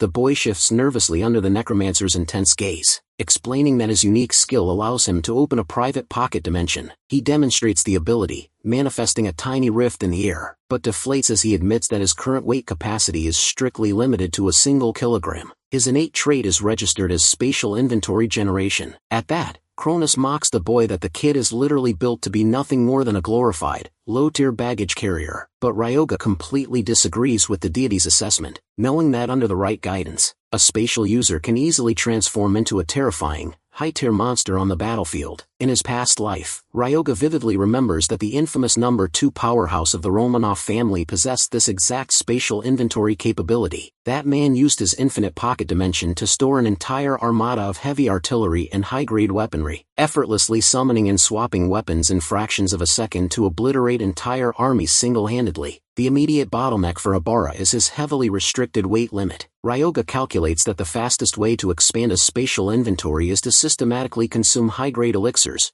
which is an incredibly expensive method. After thinking it over for a few moments, Ryoga decides to first focus on fundamentally correcting the way Ibarra circulates his basic mana pathways to maximize his natural efficiency, telling the rookie to leave the rest entirely to him. 2 weeks fly by in a blur of relentless, brutal training drills. By the end of the second week, the rookies have grown remarkably stronger. Their movements completely transform to the point where they can confidently challenge high-level monsters clad in dense iron armor. Suddenly, a massive herd of armored boars charges out from the brush. Yuma steps forward. Instead of just passively holding the line and taking the blunt trauma, he activates his perfected repulsion technique, driving his shield forward to unleash a massive, explosive shockwave that kills the monster instantly. The remaining boars scramble around the perimeter, charging ahead in a desperate flank. Now it is Yuka's turn. She locks her target, triggers her amplified resonance magic, and unleashes a volley from her crossbow, seamlessly stacking her telekinesis on top of the bolts. A dense stream of glowing arrows whistles through the air, perfectly tracking the one of the moving monsters and striking its vital points with flawless precision, killing it instantly. The moment the monsters drop, their fresh soul essence is automatically pulled through the air, cleanly absorbed by the nearby necropolis, which is now actively functioning as both their sovereign territory and a holy temple. Ryoga watches the smooth execution with a deeply satisfied smile. Seeing his rookie team comfortably hold their own against a high-tier pack of armored boars without Fafnir needing to step in even once proves that his intense training methods have yielded flawless results. Right at that moment, the notification officially recognizes the Grand Domain as his permanent, established sovereign territory. With the territory colonization finalized, a massive influx of completion experience points surges into his core profile, pushing Ryoga straight to level 50. A brilliant column of dark divine light erupts around his body as his system interface chimes,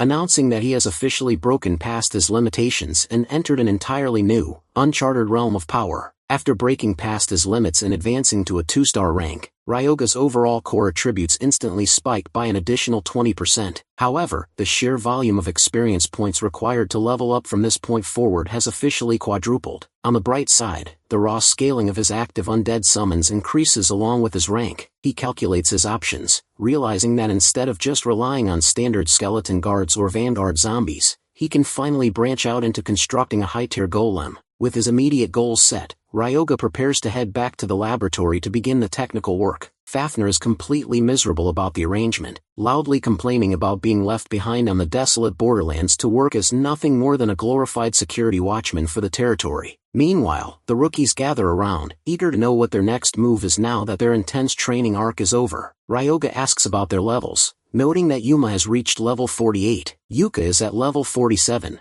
and Hybra is sitting at level 45. Satisfied with their progress, he calmly instructs them to pack their gear and head straight toward Furujuku. Ryoga breaks it down for them, explaining that a secret hidden area exists deep within the ancient garden sector, providing them with the exact mechanical steps required to unlock the spatial gateway into the legendary proving grounds. Our hero also reveals that the core trial requires them to defeat a high-tier dragonkin. Our boy calmly assures them that they can handle it, but drops a strict warning. The trial operates on a strict one-on-one duel format, meaning their teammates cannot step in to help them once the battle begins. The only silver lining is that the proving grounds carry a safety net. They won't actually die if they fail the trial, and clearing it guarantees a good system reward. After exchanging a series of tense looks, the three rookies steel their resolve and agree to the mission. Before parting ways, the rookies ask what they should do with the massive mountain of low-grade mana stones they have accumulated during their 2 weeks of constant grinding. Noting that sorting through a haul this massive will take forever, Ryoga casually tells them to just drop the load and head out, letting them know he already has a specific person in mind to handle the manual labor. That person is none other than Madame Shuri. Miles away, the elite broker stares at her communication device, reading Ryoga's casual text message, and wondering aloud when her professional job description suddenly mutated into a personal mana stone sorter. Back at the Hidden City workshop, Renya is working furiously at his alchemical station as usual. Suddenly, Ryoga's voice echoes right behind his shoulder, casually commenting on how remarkably hard the scientist is working.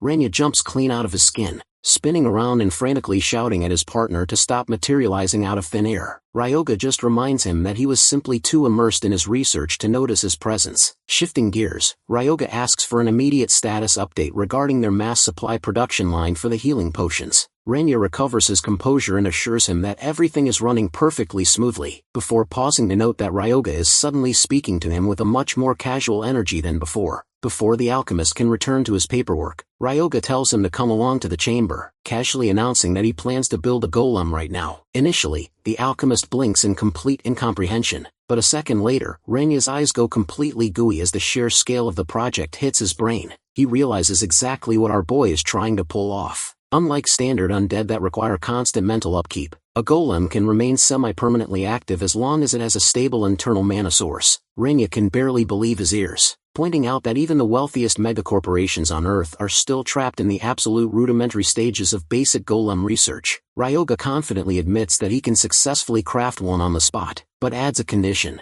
If Renya wants to sneak a peek at the forbidden blueprints, he is going to have to do some physical lifting to assist with the assembly. The deeply curious alchemist doesn't hesitate for a single second, eagerly nodding his agreement. To kick off the procedure, Ryoga reaches into his spatial storage ring and pulls out the corpse of the masked man. Staring at the giant body, Renya suggests that they should lean entirely into a traditional undead reanimation. arguing that the corpse's sheer, monstrous size would provide a massive physical advantage as a zombie. Furthermore, the alchemist is thoroughly confused by the golem proposal, pointing out that authentic golems are traditionally sculpted out of stone or reinforced iron. Ryoga explains that they aren't building a standard construct, they are creating a highly advanced hybrid variant of a golem and an undead entity, a blood golem, a living fortress forged entirely from flesh and blood. Without wasting a moment, Ryoga begins the delicate engraving process. Renya carefully cuts into the corpse's main dermal layers, allowing Ryoga to meticulously carve a highly complex mana circuit directly into the musculature, a first-tier step that is easily the most tedious and critical part of the entire ritual. Once the extensive circuitry is fully carved into the flesh, the next phase requires them to initialize a permanent energy flow. Ryoga's plan centers on embedding the core of his newly acquired MIS-4 mana engine directly into the center of the monster corpse's heart. By anchoring the prototype engine inside the chest cavity, the dead heart will naturally mimic a living pump, continuously circulating a heavy current of raw mana throughout the entire dead body. Ryoga lines up the mechanical engine and begins the intricate procedure of soldering the mystical circuits directly into the biological tissue. Watching the connection ignite, Renya informs him that the internal mana circuits are overloading and burning up from the voltage. Ryoga calmly corrects his panic, explaining that the channels aren't burning out at all. Instead, the energy generated by the engine is perfectly seeping into the deepest layers of the cellular tissue. Once the continuous output from the MIS-4 engine flows flawlessly through the engraved pathways, the golem will be officially complete. Renya stands completely awestruck, staring at the brilliant, glowing fusion of high-tier necromancy and cutting-edge engineering. Their final task over the next few days is to completely alter and reinforce the creature's external appearance. After 3 days of meticulous refinement, the blood golem has been completed. Ryoga pulls up its system profile to review its signature trait, blood consumption. The attribute allows the golem to actively absorb the spilled blood of its victims on the battlefield, causing its physical size to violently expand and dynamically scaling its overall combat power based on the volume of blood it drinks. Ryoga steps forward, demanding that the blood golem speak to him to verify its cognitive functions. To Renya's absolute amazement, the creature shifts its jaw and rumbles a coherent response straight back to its master. Ryoga is highly satisfied that this custom hybrid possesses a consciousness, a massive leap forward compared to the typical corporate golems. Sensing that Cronus is finally ready to bestow a divine blessing upon him, he prepares to head to Pantheon. The moment his consciousness materializes inside the starry expanse of the sanctuary, Ryoga looks up at the massive deity and bluntly demands to know the reason why Cronus pushed him to rush over here so urgently. Now that our boy has successfully anchored a physical temple on Earth and repeatedly defied the natural order of logic, Cronus' core divinity scores have increased. Because of this massive milestone, the deity now possesses the required authority to officially bestow a holy spell upon his mortal contractor. When Ryoga dryly taunts him, sarcastically asking if the mighty constellations summon him all the way to the celestial plane just to brag about his status, he immediately gets the holy spell. Cronus brags about how this magnificent new spell perfectly proves exactly how powerful and unmatched he is among the stars. However, looking closely at our hero's face, Ryoga doesn't look happy or excited at all. Instead, he is completely bewildered as he desperately tries to comprehend what kind of holy spell it is.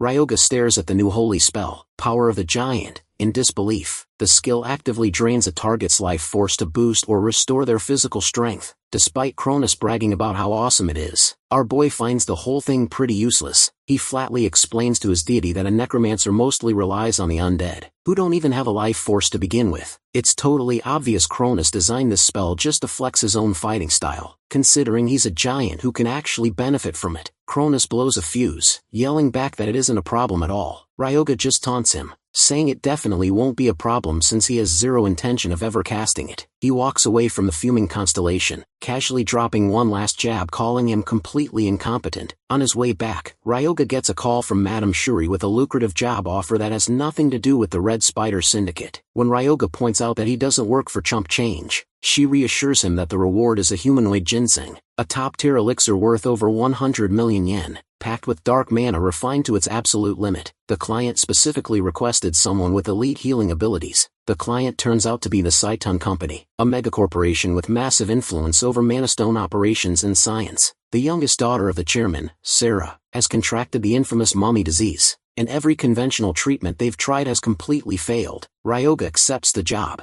He knows all about mummy disease from his past life. While it's currently considered incurable, it's actually just severe mana poisoning, where a person's body breaks down after prolonged exposure to dense magic. Armed with future knowledge, treating her is going to be a walk in the park. Later, Ryoga waits in the lobby alongside Renya and Madame Shuri. The madam looks at him with a slight hint of doubt, asking if he's genuinely confident he can pull this off. Ryoga just remains completely confident. Renya is practically gaping at the absolute luxury of the estate, completely blown away by how wealthy the place looks. Madame Shuri turns to the nerdy alchemist, officially greeting him for the first time and praising his incredible talent for developing their healing potion. Renya's entire face literally glows under the compliment. Suddenly, a suffocating aura heavy enough to crush a normal person fills the room. The intense pressure belongs to Fumiki Hoshino, the chairman of Satan Company, and a legendary 7-star magician. Renya breaks into a cold sweat, visibly trembling. The chairman's presence is way more terrifying than a normal 7-star hunter. Fumiki walks over, and Madame Shuri greets him respectfully. Skipping the fake pleasantries, the chairman gets straight to the point as Ryoga and Renya introduce themselves. Fumiki speaks with a cold, blunt tone, admitting that plenty of self-proclaimed experts have walked through his doors claiming they could cure his daughter, only to turn out to be all talk. Ryoga doesn't miss a beat, cheekily replying that Fumiki is lucky, because he's the only truly competent person the chairman will ever meet. The chairman's eyes darken. He asks Ryoga one last time if he can actually save his daughter, making it clear he can't stand to see her suffer any longer. Ryoga casually tells him to just trust him. Fumiki agrees to let him try, but drops a terrifying, dark ultimatum. If Ryoga fails, he won't be leaving the estate alive, let alone walking out with the reward. Renya almost faints on the spot. The guy is a 7-star magician who could snap them like twigs if things go south. But our boy remains cool, completely unfazed by the threat. Walking into Sarah's medical chamber, Ryoga spots a ridiculous number of magic circles humming around the bed. Recovery, mana rest, damage recall, you name it. The very first thing Ryoga does is demand that every single one of those magic circles be shut down immediately. He explains to the chairman that mummy disease causes mana to violently accumulate and contract the patient's muscles.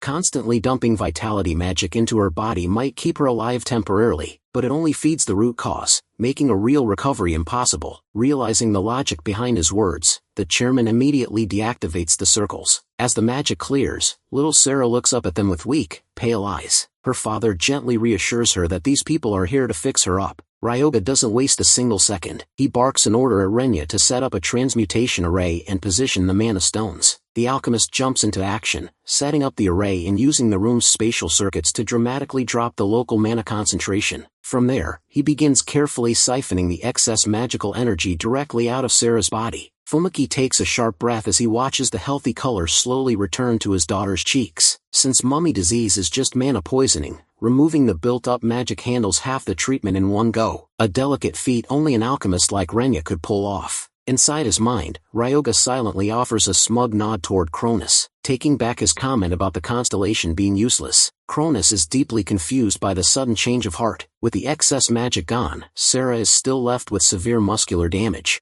and Ryoga happens to have the absolute perfect skill for the job. He never expected to actually use the power of the giant, but it's tailor-made to restore physical strength to a broken body. Ryoga activates the spell, channeling the divine energy straight into Sarah. However, as the spell takes hold, her life force suddenly plunges while her raw physical strength violently spikes by 40%. Everyone in the room gasps in horror. Renya's eyes go wide, wondering if the treatment just completely backfired, as Sarah suddenly screams out in excruciating pain. Seeing his daughter shrieking in excruciating pain and coughing up blood, the chairman instantly surges forward. Ryoga immediately throws an arm out to block him, sternly warning the frantic father that any outside interference right now will cause irreversible, catastrophic damage to her body. Ryoga keeps his composure, but his mind is racing. He obviously can't just blurt out that his divine spell accidentally plunged her life force into the red. Actually, the power of the giant is a double-edged sword with severe trade-offs. Because the spell doesn't naturally offset a life force deficit, he has to engineer a crazy workaround on the fly. His strategy is absurdly bold. He will drink a high-potency health potion himself to massively overfill his own life force, and then use his life drain spell in reverse to transfer the massive surplus directly into Sarah. Once her life force stabilizes, he can continuously convert that fresh vitality into pure physical strength using the power of the giant. The entire process would be 10 times easier if the girl could simply drink the potion herself, but her frail body is nowhere near a condition to digest liquid magic. Ryoga pulls off a high-risk alchemical bridge that only a dual-class saint and necromancer can execute, silently praying the little girl holds on just a few seconds longer. After a tense, agonizing procedure, the intense aura settles, and the girl slowly flutters her eyes open, fully stabilized. Later, Fumaki bows, flooding Ryoga with deep emotional gratitude for saving his daughter's life.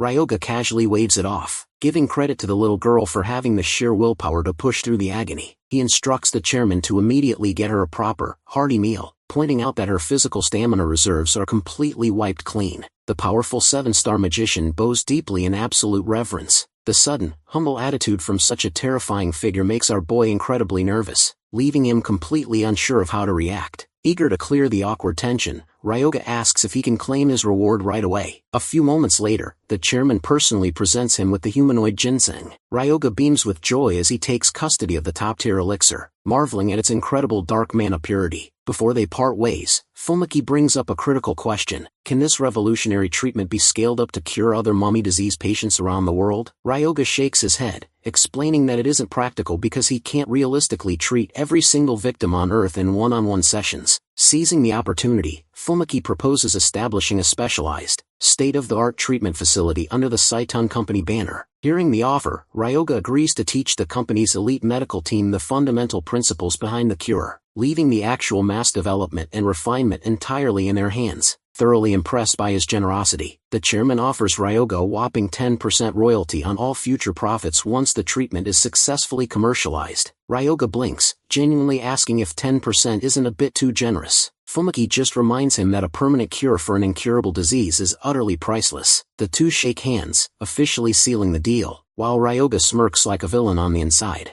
ecstatic to secure a massive corporate contract with the world-renowned Saitun Company. With the deal locked down, Ryoga returns to the borderlands to check on Fafnir. The moment Ryoga steps into the camp, Fafnir jumps out of his skin, completely startled. He stammers that he didn't expect his master to return so ridiculously early. This makes our boy confused as he dryly fires back that the Dragon Man usually complains whenever he takes too long. Ignoring the reaction for a moment, our boy tosses a high-tier elixir across the camp, telling Fafnir to drink up. The Dragon Man catches the bottle and makes an over-the-top, dramatic expression over receiving such an insanely expensive potion, a reaction Ryoga instantly finds suspicious. Looking closer, Ryoga notices Fafnir's belly looks unnaturally swollen. Cornered, Fafnir nervously confesses the truth. He admits that after beating up a ton of local monsters, he got super hungry and ended up snacking on a small handful of the party's collected mana stones. Feeling immensely guilty, the Dragon Man promises to hunt down more monsters to make up for the loss. Instead of blowing his top, Ryoga's eyes light up with intense satisfaction. He opens Fafnir's stat window and confirms that the Dragon Man actually did the right thing.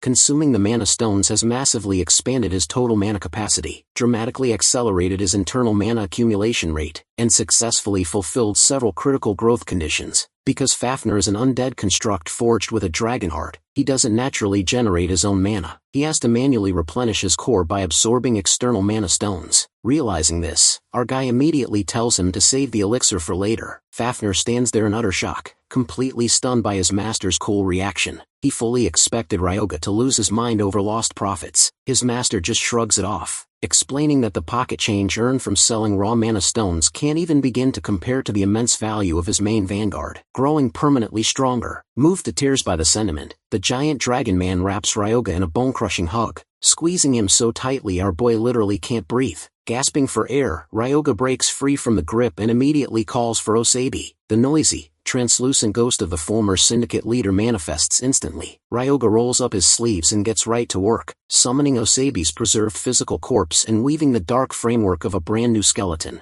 Inside his mind, Cronus watches the process with intense curiosity. Ryoga smiles, admitting that reanimating the syndicate leader as a permanent asset was his true master plan from the very beginning. Channeling his dark mana, he seamlessly fuses Osabi's ghost directly into his original physical corpse, officially unlocking a brand new skill in his personal arsenal, skill fusion. Later, the rookie trio finally returns from the ancient proving grounds, striking a series of bizarre, overly dramatic victory poses. Their triumphant entry gets cut short the instant they spot the newly reanimated entity standing beside Ryoga. The Hightier, undead skeletal mage begins loudly spouting chaotic nonsense about ultimate resurrection and dark ruin. Ryoga flatly tells the skeleton to shut his mouth, casually introducing the Grade 2 skeleton mage as Kotetsu Osabi. The rookies recoil in absolute terror, trembling as they wonder if Ryoga is secretly planning to turn all of them into skeletal minions whenever they die. Ryoga doesn't even bother answering their ridiculous paranoia. Instead, he reveals their next major objective. The party is heading straight south. When Yuma nervously asks if they are officially marching back into the heart of Ground Zero, Ryoga gives a sharp, confident nod, declaring that it's time to aggressively expand their sovereign territory. Ryoga reflects on his past life. Even though he held legendary titles like Undead King and One-Man Army, he was ultimately all alone while keeping the Romanov family and the 7 great houses in check by himself. Now he truly understands the importance of having reliable allies to back him up. That is why a single necropolis is simply not enough. Along with building his force, he plans to elevate Cronus into a supreme constellation, a goal the deity wholeheartedly approves of. The crew soon arrive at Ground Zero. Fafnir immediately senses a pack of trolls waiting up ahead. When asked if they can just bypass them, Fafnir answers that sneaking around will be difficult, because these monsters have an incredible sense of smell, and there are 4 of them in total. In this world, trolls are 4-star gate monsters that prove incredibly tough to handle due to their insane regeneration speed. Yuka suggests falling back, but Ryoga smirks, letting them know it is already way too late for retreat. They are going to smash straight through the front line. The ground rumbles as one of the trolls, ravenous for human flesh, charges straight at them. Ryoga steps up, eager to test out his newly created blood golem to see what it is truly capable of. He summons the golem into the fray. The blood golem's fist collides directly with the troll's massive club, but the heavy impact instantly crushes the golem's arm. For a split second, the monster thinks it has secured an easy victory, but Ryoga cold-bloodedly orders his undead construct to go all out. Right before their eyes, the golem's destroyed form begins to rapidly reform. Unlike a typical stone construct, the blood golem's body is composed of blood solidified by raw mana. As long as the embedded MIS4 mana engine remains intact, the golem can endlessly reconstruct its physical form, even if its blood gets scattered across the battlefield. This immense, unyielding regeneration is the exact reason Ryoga went through all that trouble to secure the engine in the first place. Watching the clash, Fafnir notes that while the golem's regeneration is impressive, it will only drag the battle out if it can't deal real damage. Ryoga explains that his creation isn't just a simple meat tank. He reveals its secondary ability, Blade Mode, which allows the golem to freely shape the blood in its body into lethal weapons. Instantly, the golem transforms its right arm into a massive, jagged blade and thrusts it clean through the troll's stomach. It immediately triggers blood absorption, violently siphoning the troll's vital fluids into its own system, expanding its physical volume and scaling its raw power. With a single heavy swing, the golem cleanly beheads the troll. As the monster drops dead, the blood golem's internal power rank violently jumps from a 3-star to a 4-star rating. Seeing their brother brutally slaughtered, the remaining 3 trolls fly into a blind rage, roaring to avenge their fallen brother. Fafnir immediately claims the middle troll as his personal prey, declaring that the blood golem can handle the second one, while the third troll will be tag-teamed by the rookies and our boy. Hearing their assignment, the rookies steel their nerves, ready to prove their worth in a real high-tier battle. Ryoga gives the signal to begin the hunt. Yuma charges forward first, planting his heavy shield and activating Moving Fortress to forcefully impact and stall the giant troll. Yuka acts simultaneously, combining resonance telekinesis to launch a volley of magically accelerated bolts straight into the monster's hide, piercing deep into its flesh. Stung by the assault, the wounded troll turns around to retreat, but Hybera steps up to showcase his spatial growth. He opens a precise spatial inventory rift directly in front of the running beast's path. The troll trips over the dimensional distortion and crashes hard onto the ground. With the target immobilized, Osabi steps forward. The skeletal mage conjures a massive, roaring fireball and hurls it straight at the fallen beast, incinerating the troll in a blinding explosion. The rookies stand there wide-eyed in absolute awe. Osabi is technically classified as a Grade 2 undead,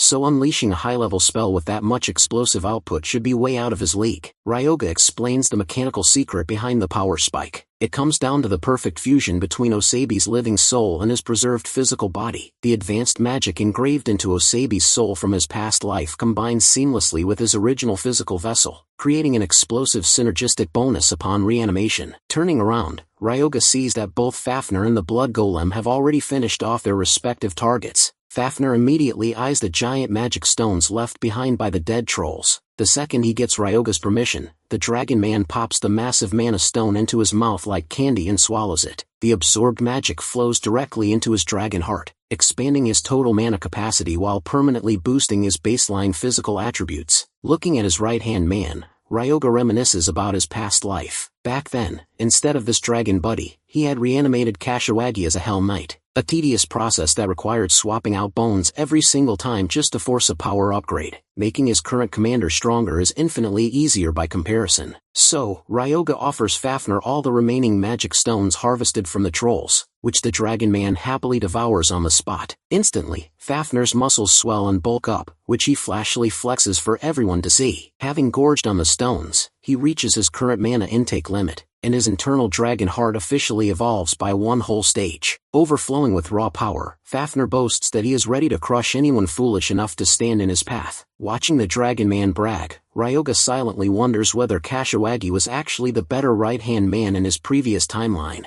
Moving forward with their primary objective, the group successfully constructs and anchors their fifth necropolis monument. With this fifth node finalized, Ryoga links all 5 structures into a unified network, transforming the entire vast expanse of land enclosed within the connected necropolis boundaries into his personal sovereign territory. This territorial milestone boosts his maximum undead army capacity by an additional 30%. Within this domain, anyone not explicitly registered as an ally is swallowed whole by a blinding, unnatural fog, and completely severed from all forms of communication. Ryoga intentionally stops at 5 monuments, knowing he shouldn't build any more nodes that he can't actively protect at his current stage of strength. Now that all the necropolises are linked as a single system entity, they share a critical vulnerability. If even a single core obelisk is destroyed, the entire territorial network collapses instantly. Ryoga grits his teeth as memories of his past life flash through his mind, recalling how the Romanov family crushed his black obelisk and disabled his necropolis. He vows never to let history repeat itself. With the expansion complete, Ryoga decides it is time to head home. The rookies' faces light up instantly at the glorious prospect of enjoying home-cooked food again. To top it off, Ryoga grants them 2 full weeks of well-deserved time off. As the rookies happily scatter, Fafnir looks hopeful for a little relief of his own. But Ryoga shuts that down immediately. He needs his commander to accompany him somewhere far more important. They head straight to Madame Shuri's private bar. Spotting him, Madame Shuri teases that she might actually be falling for him. Ryoga doesn't buy her playful flirting for a second, even when she reminds him that she is, after all, a human woman. The bartender serves Ryoga his usual glass of cold milk, prompting Madame Shuri to comment on his bizarre habit of ordering dairy in a high-end bar. Ryoga casually sips his drink, plainly stating that he prefers to keep a clear head whenever he is discussing serious business.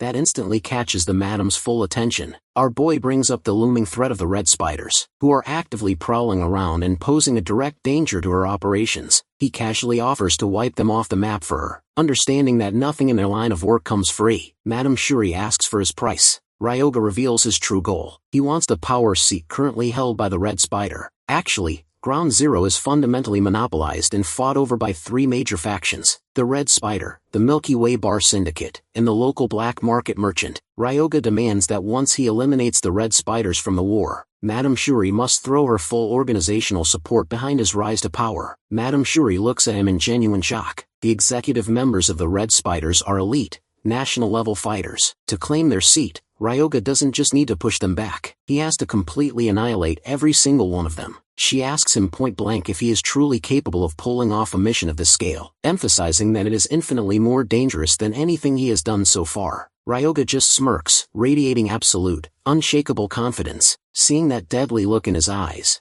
Madame Shuri smiles and agrees to the deal, pledging her full backing to help him claim the Red Spider territory. She, however, remains deeply interested in what she stands to gain from this whole arrangement. Ryoga answers her simply, assuring her that he will make sure she walks away with an obscene amount of money. Satisfied with the lucrative outcome, Madame Shuri agrees to seal the deal. Ryoga then shifts the topic, asking if the human hunters in Hokuto Prefecture are still up to their usual underground tricks. When she confirms that they are, he instructs her to immediately spread a targeted rumor throughout the underworld, that the human hunters are gathering in Ground Zero to launch a massive raid on the Red Spider. He explains that once the Red Spiders hear the rumor, they will naturally recall all their forces back to their main stronghold to defend it. That, in turn, will hand Ryoga the perfect opportunity to wipe every single one of them out in a single sweep. Ryoga's plan works like an absolute charm. Deep inside the Red Spider headquarters, a panicked minion rushes straight into the office of the Syndicate's big boss, Ryo Kamishiro. The minion frantically reports the rumor that human hunters are mobilizing to attack them and seize control of their black herb farm. Hearing this, Ryo flies into a blind rage. The Syndicate has already taken massive hits, failing to handle the situation with Madame Shuri and losing the entire ant cave operation, and now they are actively threatened with losing their final, most precious asset. Ryo furiously assumes the human hunters are targeting them simply because the Red Spiders currently look vulnerable. Without wasting a second, Ryo orders the minion to triple the security perimeter around the black herb farm immediately. The minion hesitantly protests, pointing out that pulling extra guards will force them to reduce their surveillance on Madame Shuri's movements. For his insolence, the minion instantly catches a brutal attack from his boss, who reminds him that the black herb farm is their absolute last standing lifeline. The farm strictly cultivates black herbs, the only domesticated narcotic produced and traded within the entire underworld. Because the plants can only grow in soul-saturated, high-density mana environments, they can exclusively be harvested within the Hokuto region. The sheer financial scale of the black herb business exists on an entirely different level compared to the ant cave operation. Once the battered minion scuttles away to execute the new commands, the Syndicate boss turns around to address a shadowed figure standing behind him named Sho. Sho is the Red Spider's second-in-command,